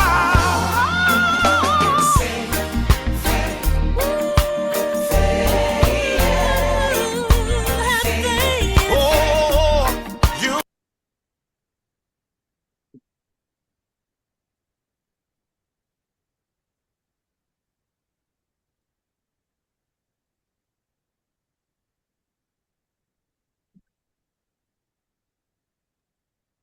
What happened to the sound? No, there's no sound. That's how it ends. Okay. And so that it ends with a perfect Jamaica, because having the faith, because of Jamaica, we wanted to make the video show that the Jamaica will come back to that perfection of the last picture that you see. That it would take us 10 years to reach there, but we will reach. The faith is what's going to carry. And the world, at the end, the verse says that it's up to me and you to make that change for the miracle we're looking for. Trust in love divine, have faith. So to me, the world needs that message now, because if Third World was here, of the 6 of us who are the creators, we would have had a song at this time. And I believe that coming from the roots, that is all of us sung, all the members that would have, I represent us writing this song for the people. Right. Because this song is to uplift the minds of our people. Because you had to have a song and also be a billboard that we must remember, still country, because if you stream the record, all the money. So I'm asking everybody to send it out. I can send it to you. I think you have it already, to send it to everybody. So once it play, even if it play on YouTube, it will get streaming rights. It's on all the platforms. The video will be released, and that's another thing, but it's on all Spotify, everything. Tidal, they can just go and buy it, because that money is going to go towards Jamaica helping the rebuilding. But the message of the song, we can relate to it right here. Gas prices gone up. People are feeling it right left and center. Everything. So if you sit down And the way the song comes is showing us how we can have that faith. How it's important. You can turn a baby's cry into a smile. You know, you can make a difference in someone's life. This is what we have to start doing, because when we do that, faith comes in, and from faith coming in, everybody be connected to a spiritual line that can make a difference in the world. And so that is the message now. We can't lose faith, because you have to take it with what's happening with the diseases, with the people leaving so much. We have to have the faith that God still have us. Because remember, Lazarus did go, you know. He died and God brought him back. So sometimes we look on time as saying that, time is gone. But God has all power. The Creator has power of all time. And so, you know, if we all know that when you're born here, you have to leave. But what do you leave? And what legacy do you leave on this plane? And look at artists. I give thanks to the great artists. We have Elese Marie. She's from Wales. She was singing well as well. Carl McDonald's a big singer. We have Carlene Davis. She's, you know, no introduction. Wisdom sings with she's with Beres Hammond. You have Jem Myers. Everybody knows she's a great singer. Fab Five. She have her own thing. We have the great history of Leroy Siblis on it. We have Patrick Ulysses, who was an American singer on it. We have Wayne Harmon. He knows it from Chalice. We have Glenn Washington.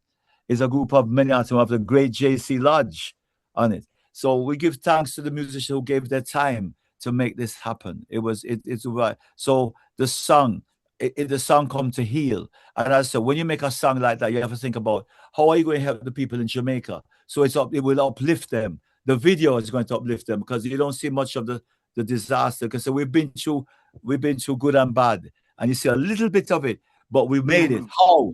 By the faith. Jamaican people in the world have faith.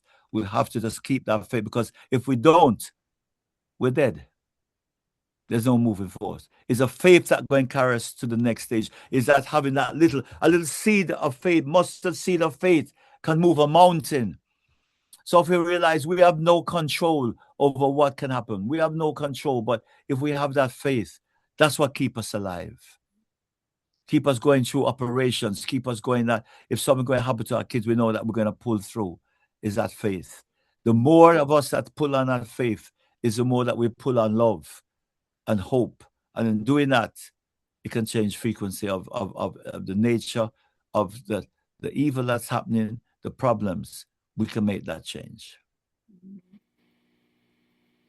Be committed to the works. Have to be committed to you have to be committed to something more than material things.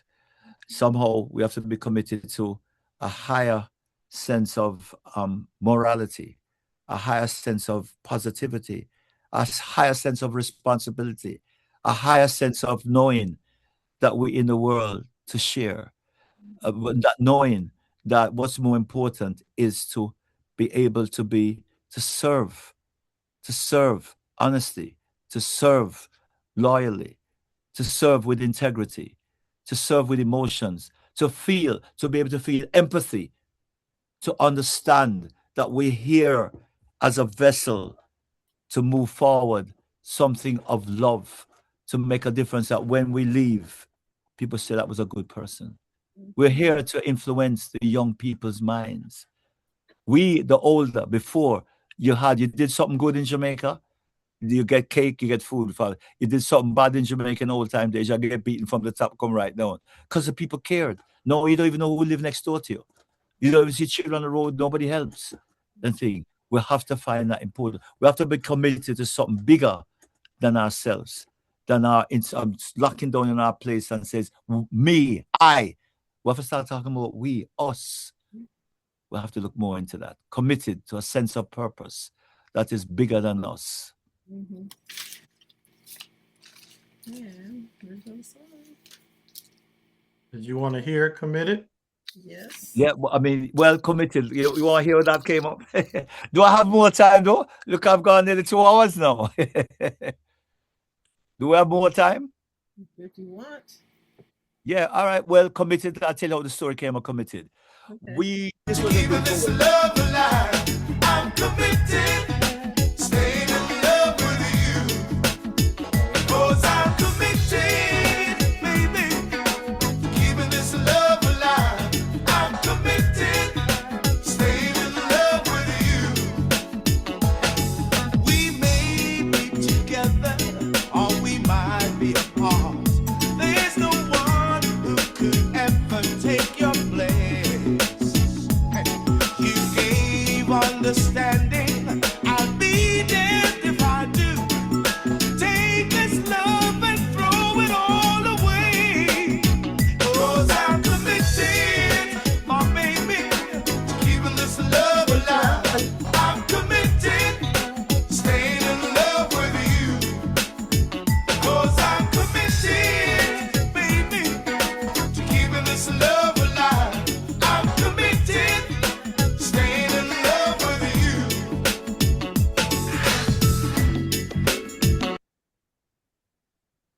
Yes.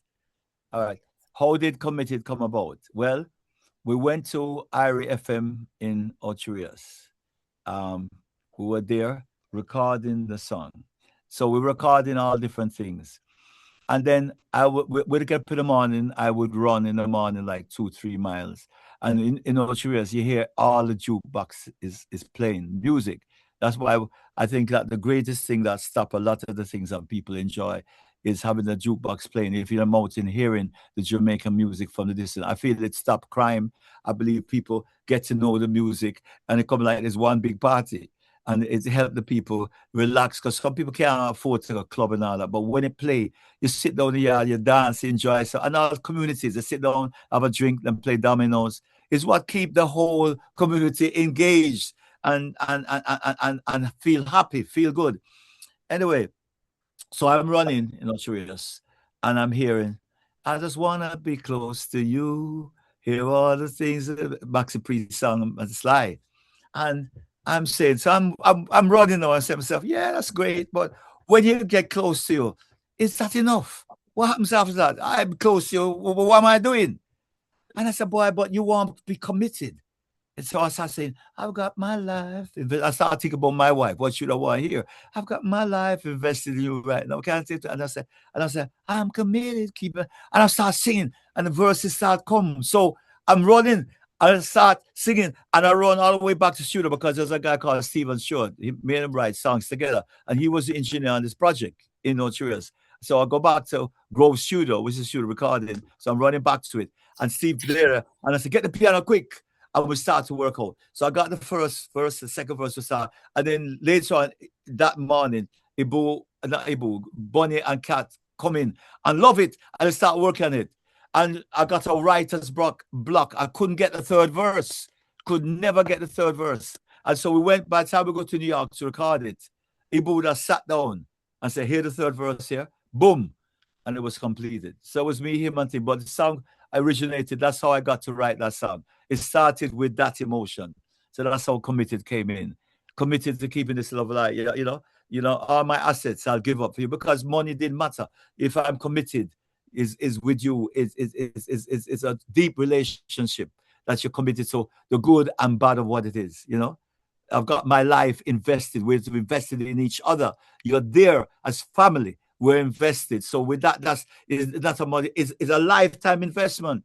So you have to look over some of the things that would, because marriage gets tested a lot. And the key is to be able to forgive because nobody's perfect. You have to weigh out what you have and can I forgive this for that? And there's a lot of temptations out there. But you know, if you know that in your heart you love this person, you look back and say, wow, I remember that day. And if you can remember that, then the greatest thing in a commitment and in a relationship is to be friends. So no matter what, you can come back and talk. Once you communicate, then that's the part of everything. Friendship is the biggest part of keeping a marriage. And I've been married 53 years. Big clap for 53 years. 53 years. Whoa. And I'll get married to her again because I will never find another woman like her. You know, she's a great mother, she's a great wife. She's today. And Ibu said a very important thing. We say as young people, who really love you? And you know, at the end of the day, you know who really love you? Is when you have no teeth. You get old, you're sick, and they're there with you still. And you look at it and they still love you. Then you know who really love you. Wow. You know? And so that is, relationships important. Family is important. Yes, I have a question with regards to Committed. The video and the recording on the album or CD as it was, there's a little hip hop rapper in there. Right.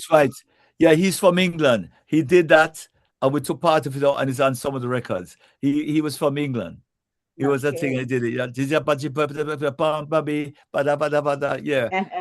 was that part there. That was a really thing like that, which is nice. It was a nice thing. He's not in the video. No, he's not in the video because he was in England, so we couldn't put that part in.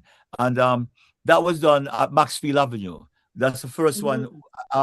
We did that on Maxfield Avenue. I think that was the first video we did in Jamaica. And funny enough, the Committed hit, it is, beside Always Around, went #1. I would say as the next song, that's the biggest song that hit the dancehall artists, and everybody loved that song. And what happened? Because CBS had signed us on it, they put it out, but England never got it till late. England said if they knew that they had it, they could have made it #1 show, because that's a song that every wedding be used for every wedding. But nothing is too late. The time will happen when all of those songs will move and be, you know, what it has to be. Your voice, I can't hear you. One of the things that I appreciate in regards to the musicianship of Third World was, for instance, the eclectic collaboration, like Hiroshima, the girl from Hiroshima. Wow, I mean, that's just so, everything about it is.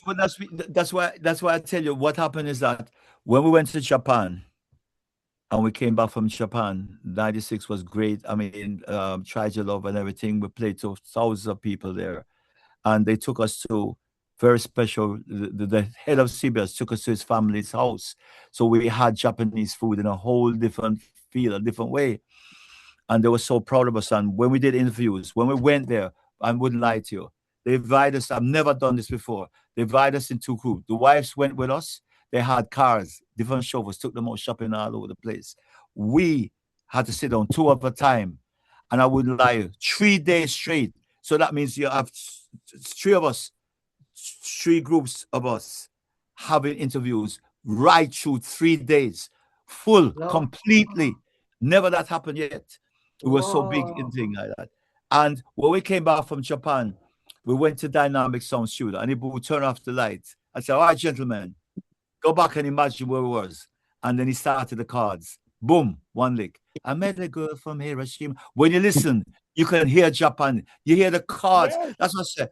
Ibu, when Ibu had an auntie that taught him music, she was a fantastic, and he was a Ibu. When Ibu was would be playing with in a circle, Ibu had 8th grade in music. That means all you have to do is take his degree. So he had that high classical. He could play classical. I only know the other day someone shared it with me that when Ibu went into New York, he was in New York, and he went to Steinway piano, I think it is. Steinway piano, I think they are, or one of the big piano places. And when he go in there, because he's a dread, everybody start getting nervous. I said, whoa, I wonder if he's coming in. So they start going and walking behind him. So he sits on the piano and plays a Bach piece. Everybody come around and went into a shock. and they were shocked because they never know he could play that and play it better than anybody there. They went crazy, and he looked at them. We got up in Boo's style, and he said, listen, that middle C needs tuning, and walks out. So believe me, it was, I mean, and then Cat was, he could have got a scholarship to one of the big in England with playing cello. So his mother had that. So he had that classical train. So, and then with the natural part that all of us had, later on, I went to study because I was never trained. I up to when I played, up to playing with Stevie Wonder, Try Your Love, I never had formal training. Is while I was there, I got a teacher, and I was studying. When I was playing that album, I was studying with a teacher in Vine called he was Joy Bill Enterprise, and they were a school. Billy Moore. He played with Sarah Vaughan, Duke Ellington. And when he tested me and said, let me hear you play. So when I played, he said, it sound good. But when he went and played jazz and Latin, I said, I want to learn them. So leave your ego at home. So I was going to school while I'm playing. Listen, while I'm going to school late at night with Stevie, 7 o'clock, 8 o'clock in the morning, I'm going to school there for 2 hours and come back, go there 4 and 5. And come back to learn to read and everything. And when I'm going in, there's younger guys going to say, are you a drummer? I said, no, I'm just learning to study. For 3 years, I did a correspondence course with him to to get there. And he saw my life. He looks at me and said, everything is good now, but suppose you want to leave the group. Suppose you get sick. What would you do? He saw my life. And exactly. So I became, when I left Third World, I went and taught. And right in this room here, I taught the Billy studio. And I taught in a studio, another place. I was the head of it. And then I taught here. 40 students a week. And one of my students, I taught him for 7 years, became world championship. He won the world championship for Larry London scholarship. And then I started doing workshops with all kids, which I do call Rhythms of Africa, which I work with children to empower them with my nonprofit. Because to keep music in school, so that we must balance the right and left brain of our children. We must keep music, art, painting, whatever, keep it in so they can have a balanced whole child. Embrace Music Foundation. Yeah, see there? Our mission is to, a nonprofit organization is to restore, preserve, fortify the impact of music education, appreciation, and performances in school communities, and to amplify its role in the development of children and families. And thus, when I left Third World 1997, I went to England, studied to be a music facilitator. And that is where I started and came back to Florida. I played with Eddie Grant. Ibu left at the same time with me. Ibu went to Malawi, to Africa, to work with a radio station. And then we came back. And while I was in Barbados, he came in and Ikara came and we talked and we played some music. And we went to LA and do an album, which you can listen out for. I'm going to release it. I held it there, but it's instrumental. And so I worked in Florida, Miami, here, with some of the greatest people. Because when I studied facilitator with some of the greatest innovators of educators. And what we learned is that you bring something different to the table, to the education system.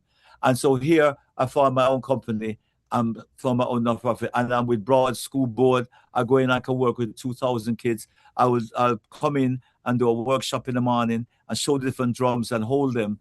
And then also with Rhythms of Africa, I made a program called Rhythms of Africa, which I show the whole journey of Africa, Northeast, West, back to Cuba, to Brazil, America, Jamaica, Trinidad, the whole thing, 3 hours. And I did the 13th one, April 18th and 19th.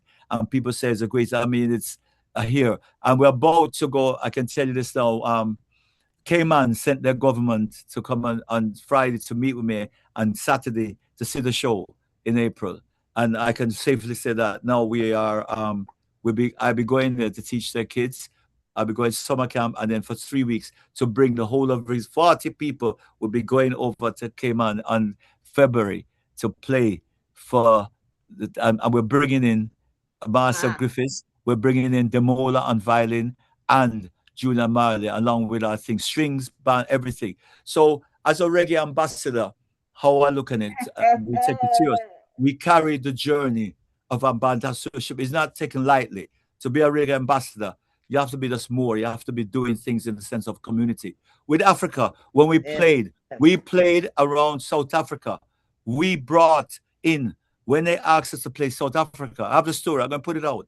They keep on asking, we can't say we don't meet with them. They offered us $500,000 right in LA. They came over with us. I said, we're not going. I sat down with John, a friend of mine, with Steve one at a time. I said, we won't be going. When we go, we're going to celebrate our people. We'll go there free and celebrate the freedom of our people, because apartheid was so atrocious. Mm-hmm. And so everywhere Bonnie sang, we sang. When it came and Mandela came to the stadium, I was the one, and my brother, along with Ibu, worked at the arena, got the arena show together. 40,000 people in and 40,000 people outside. Yes. So when we talk about going to Africa and talking about doing a mission, it's more than just talking. We worked. We met. The last show I did was in Uganda.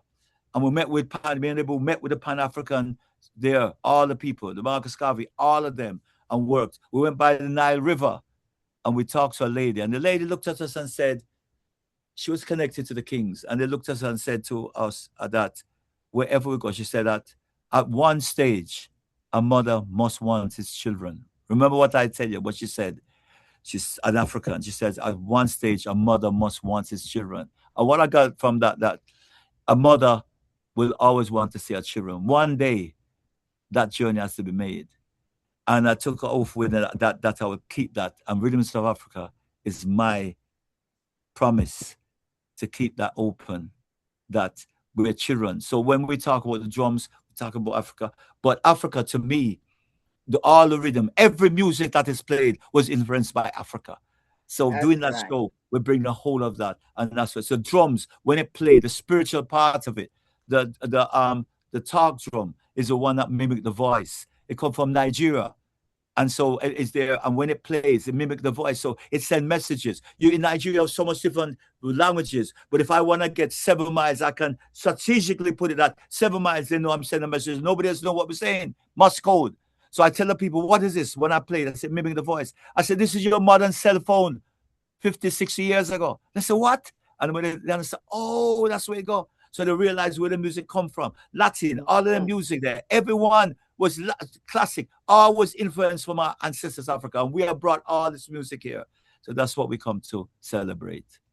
Well, I hope you know now aware that you'll probably have a delegation from the West Coast coming to show up for the Rhythms of Africa. Yes. Yes, and April 24th and 25th, 24th and 25th of April. Okay, people, mark your calendars. And if anybody can come to Cayman, the show will be on the Valentine's before, the 13th of February, before Valentine's, 14th, the pre-Valentine's, the Saturday before the Sunday of Valentine's.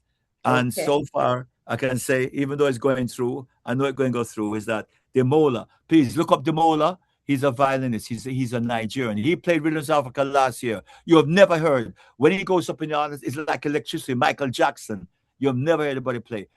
Jojo Marley has played a show for us. Him love the children. When you see him sing, you're looking at Bob Marley reinvented. And him the acting. Out of all him have that. I don't have to say nothing about the queen of soul herself. Marcel Great Griffith.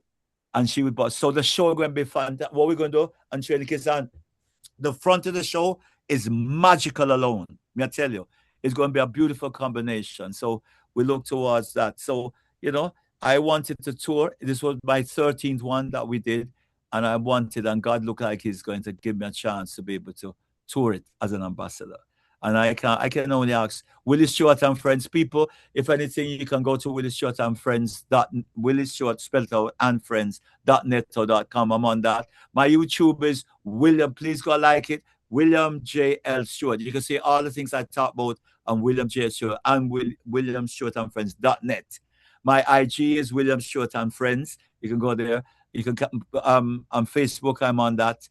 And you can see what I do and everything. But I personally don't like go out there like that, but sometimes you have to spread the message that people know. Because when I left Third World, it was like I went underground in a way.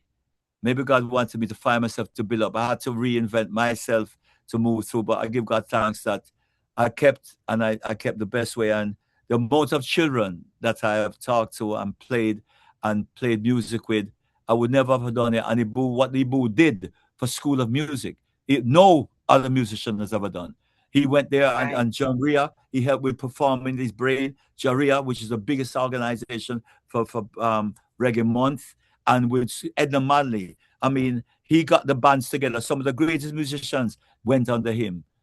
Even when he was sick, the last week of his thing, the man he still stood there the way he loved it. So I lift my hat, because sometimes all of us together, maybe God was time that some of us had other duties to do. But we never left. Even us being apart, the spirituality of Third World never left, because that music, the classical up to 1997, those classics last forever, because it's spiritual, it's divine, it has its center together.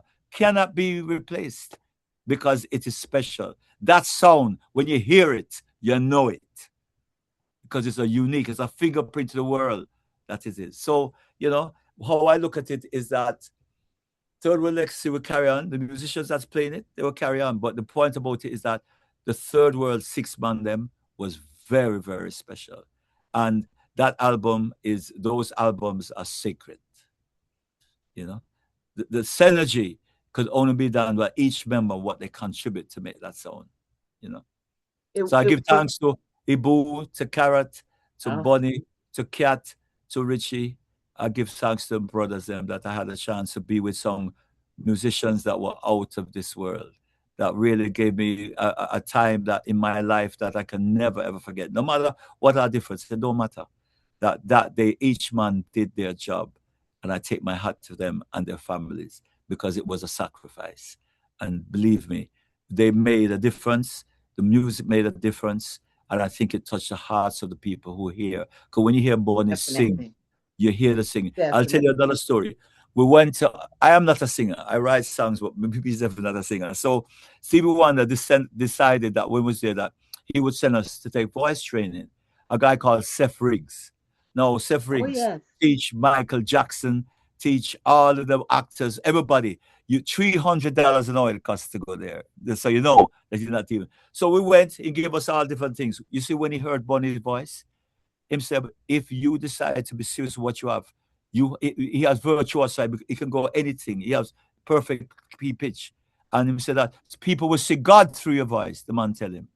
Bonnie had a message.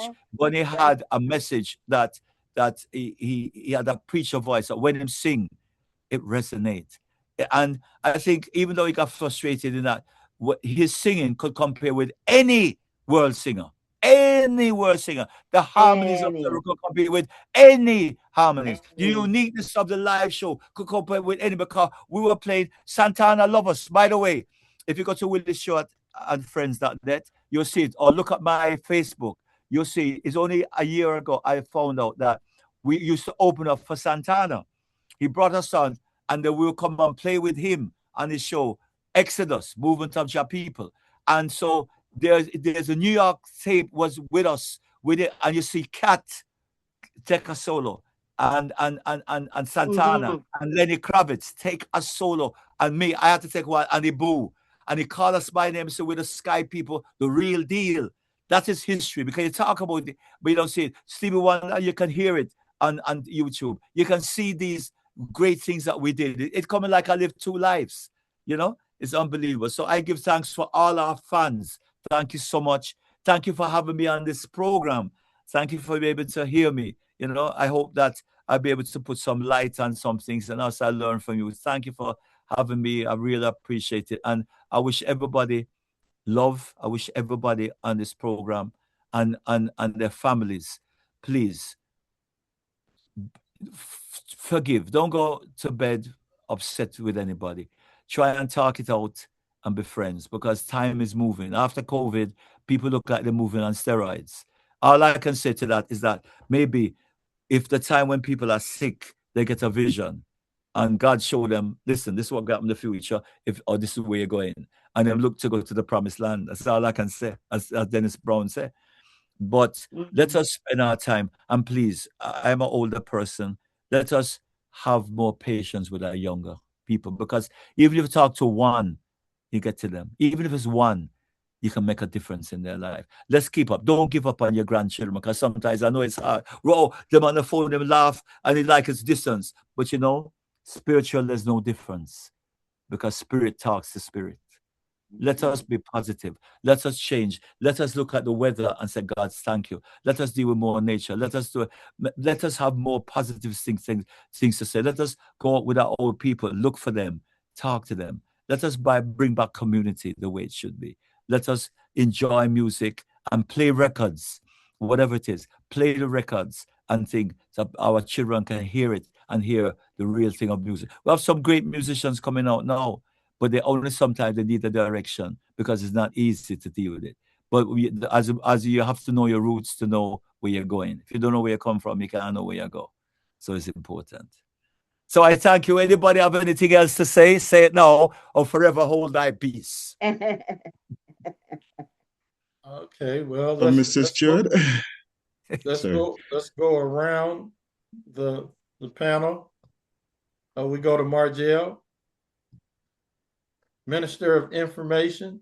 Oh, thank you. for, I don't for really have anything to add. I just want to thank you. It was really nice to listen to your stories tonight, Willie. I enjoyed it very much. So thank you for all that you shared and the positive message that you're bringing and continue to bring. Thank you so much. Thank you, ma'am. Thank you so much. All right, Dr. Stewart. Yes, Mr. Stewart, it's nice hearing your stories. I've actually grew up listening to your music for a long time, so it's really surreal that I'm hearing that I'm part of this platform. Like I said, I'm from Malawi, Okay. so it's like kind of surreal Yes, because to be when part of this Ibu platform. went to Malawi in 1997, because Yes, Sade had well, her baby father was Junior yes, something, and he formed a radio station. I don't know if you were there then, and he mm, had a beautiful. I think he could have been there 6 months or more, and he really had mm, a great experience. He seen the whole Malawi. Never thought. And actually, when we worked in 2000, we worked on the album that we did, this instrumental album in 2000. yes, There was a mm, gentleman who played guitar that came from Malawi, was in friend. He yes. played on that, so we have a connection with it. And thank you for that. You know, Africa Thank you. is so important to us. I happen to go about at least six different countries in Africa, Yeah, continents in the six different in the continent, six different countries, and boy, it's beautiful. I never forget, you know, those things. Especially we went to appreciate. play for Festac in Nigeria, and that's where Yes. Lakers song came from. You know. Mhm. So Okay. let me wow. ask you, how was Third World looked in Malawi at the time when we were on the scene as such? No, it's looked at quite highly, even to this very day. Sure, Right. Well, thank you for Yes, that. Okay. it Thank you for just that. set So the sure, standard. we sure, really Certainly respect set the that. You know, standard. sure, really. sure, Honor sure. set Okay. the standard. Linette, you have to unmute. You're muted. Aziz, we can't hear you.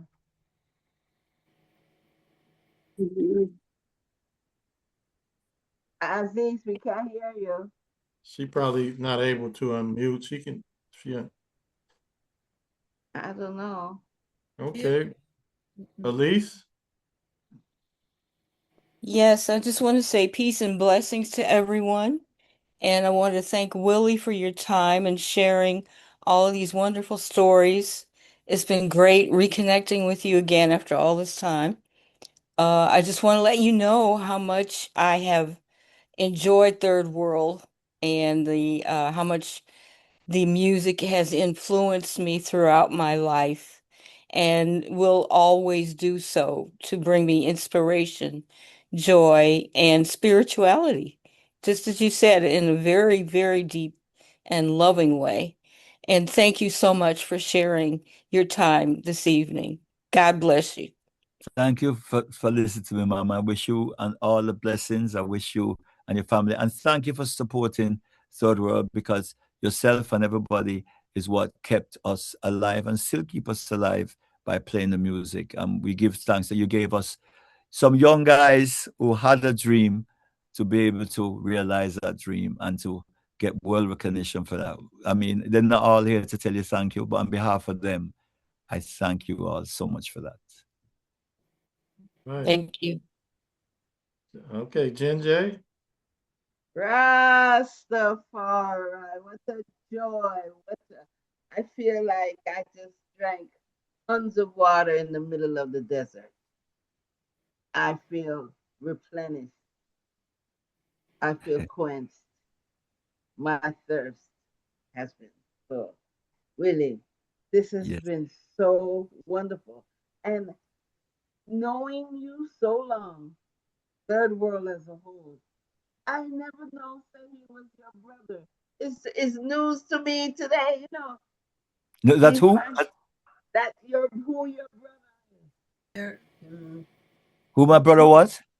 Yes, who your brother was that you played with your brother. Byron Lee. Yeah, Yeah, man. No, a lot of people didn't know. I mean, because no. I played with him at 16, 2 years I gave to that. And that is why playing soca music, I could play fast. Because if reggae, you tend to play at 91, 92, and things like that. But playing with them, I had to play in Chatamal at 16. I'm playing till my hands swell up. And that time, the PA system was called a vocal master. It come in at 30 watts, and you're playing to 11,000 people. Man, may I tell you? And I'm playing with experts, people at Keith Sterling, who was with Satellites, top musician. They would have cost me every day, but they were my training to be able to get that discipline. So I had the discipline of being able to play with a big, big band, and that shaped me up. And then, so when I went in back into Third World, there's all that bands, because I play with so much different bands. That was my training in playing. But you see, in my days, and the other gentlemen who play drums will understand, in my days, you couldn't roll. Your job was to play the beat, to dance to people, and keep playing the rhythm. So I'm coming for, but today's drummers now have so much that they can do. There's a thing called linear. They can play forever, different things, fill up the thing. It's a whole different world. But in my days, you play that rhythm and stay there steady. You dance to people, but you keep that road. So you dare not even roll. So my team was creating new beats. That's what I love. 96, Fall in Love, when you hear the whole thing, you know? And people must also remember, in this time, Third World songs, there's a song called Peace Flags. Look it up. It's Ibu woke up one morning and said that he got this dream that the world has to be at peace. And please play that song for right now, because it's like Third World was ahead of time. You've Got the Power is another great song. Another song, we went to gamble after we got Now That We Found Love. Our last album with CBS was called Hold On to Love. We went into Philadelphia shoes, Gamble and Huff, and the great engineer was there.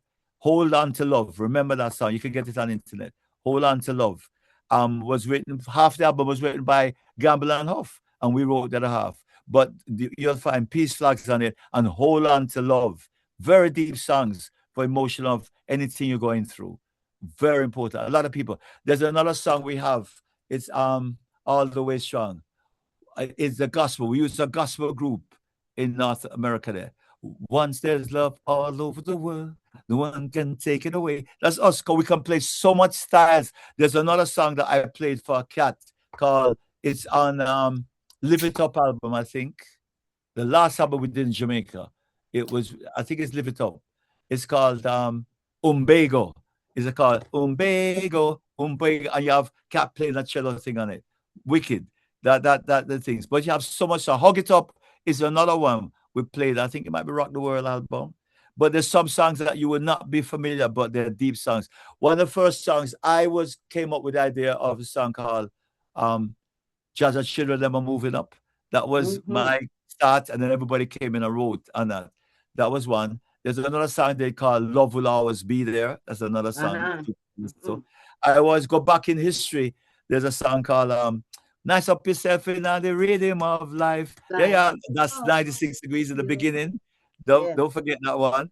There's one called Irie Heights, Irie Feeling. That's cat there. And No Cold Vibe Cannot Stop This a Boogie. That's on Journey to Addis. And once there's another one called there's so much of them. And this one called Melt with Everyone. You've got to it's on You've Got the album. That song, I believe today never got the full. I would love to re-record parts of it because it never got the full thing. Because that's like just the two of us have that same feel. But the way Bonnie put that thing was incredible. There's some way out songs called One More Time. It was done with us and the guy from Kool and the Gang. His brother wrote it with us. And that song was #1 on the disco charts, probably. But it don't sound like us. It was very kind of electronic, more disco thing like it. And we did this song over on our Polygram album because it's a famous song, couple of them. But look over, put up Third World and pick up some of the things that you would not hear before and listen to it. It's so different because Third World could play so much styles, and things like that. So, those 6 man I'm looking on, and You've Got the Power album. We did do the UCLA. We got to play the arena there, and boy, believe me, it was a fantastic show that we did there. Again, some Third World history is that when we did Sunsplash, we headline. I could not believe it. We played at New York Radio City Hall. 2 shows we sold out. We headlined that show with Gregory Isaacs and Dennis Brown and us. Wow. Mash it up. I think could never Wow. forget that. Yeah, man. There's so much memorable, things that are memory that etches in your mind that you can't change. Mhm. Okay, well, let's go to Mashariki. I just want to thank you for creating the music of me growing up, or definitely in college. That was a great backdrop of positivity that can still be used to this day, more so than ever. So thank you for taking the time of sharing your stories, and thank you for all the music that you and Third World created for us that'll just go on. That's your legacy for eternity. And you don't stop, keep on singing the voice and keep on training all the children, the smaller ones. And my dream is that if we could start having our 9-year-olds start, they can be going to they could be going to university with degrees at the age of 14. And by the time they play the music, I know that God will give them the power to be able to, the challenges that are ahead, I know our children be able to maneuver and become as one. And that's all we want. We just want to know we're here on borrowed time. That's all. That's right. We're just here on borrowed time. We signed up for something. Everybody know what they signed up for. If you sign up for it, find it in yourself. Laugh. Go to see your next door neighbor. You okay? Everything is good? That's See right. it there. See the world in a different light. See the lens of the light through how you would want it to be for yourself. And believe me, that positive people need more positive. You don't know, sometimes a person next door, you don't know what they're going through. Let's reach out to them. Let's reach out to them and make a difference in their lives. Yes. Please play, have a little faith, share it with everybody that you have. I'm sure you're going to feel uplifted. Willie Stewart and friends will be releasing more stuff coming down the line. So, look at my IG and everything. You'll see it. Because what I want to do, I have a set of musicians that are very good.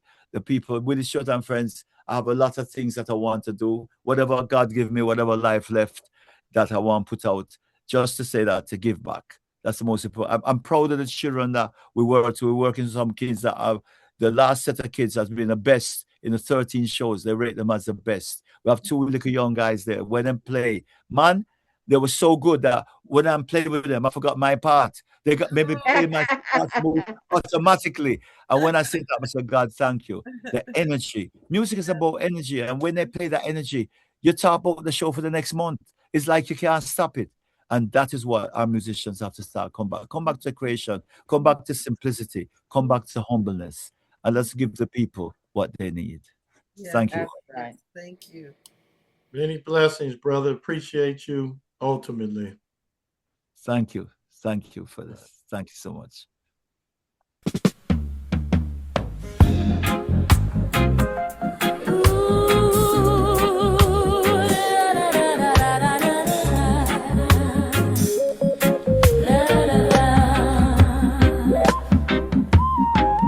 Roots reggae reasoning sessions with host Jenje, Mashariki and Rashaki.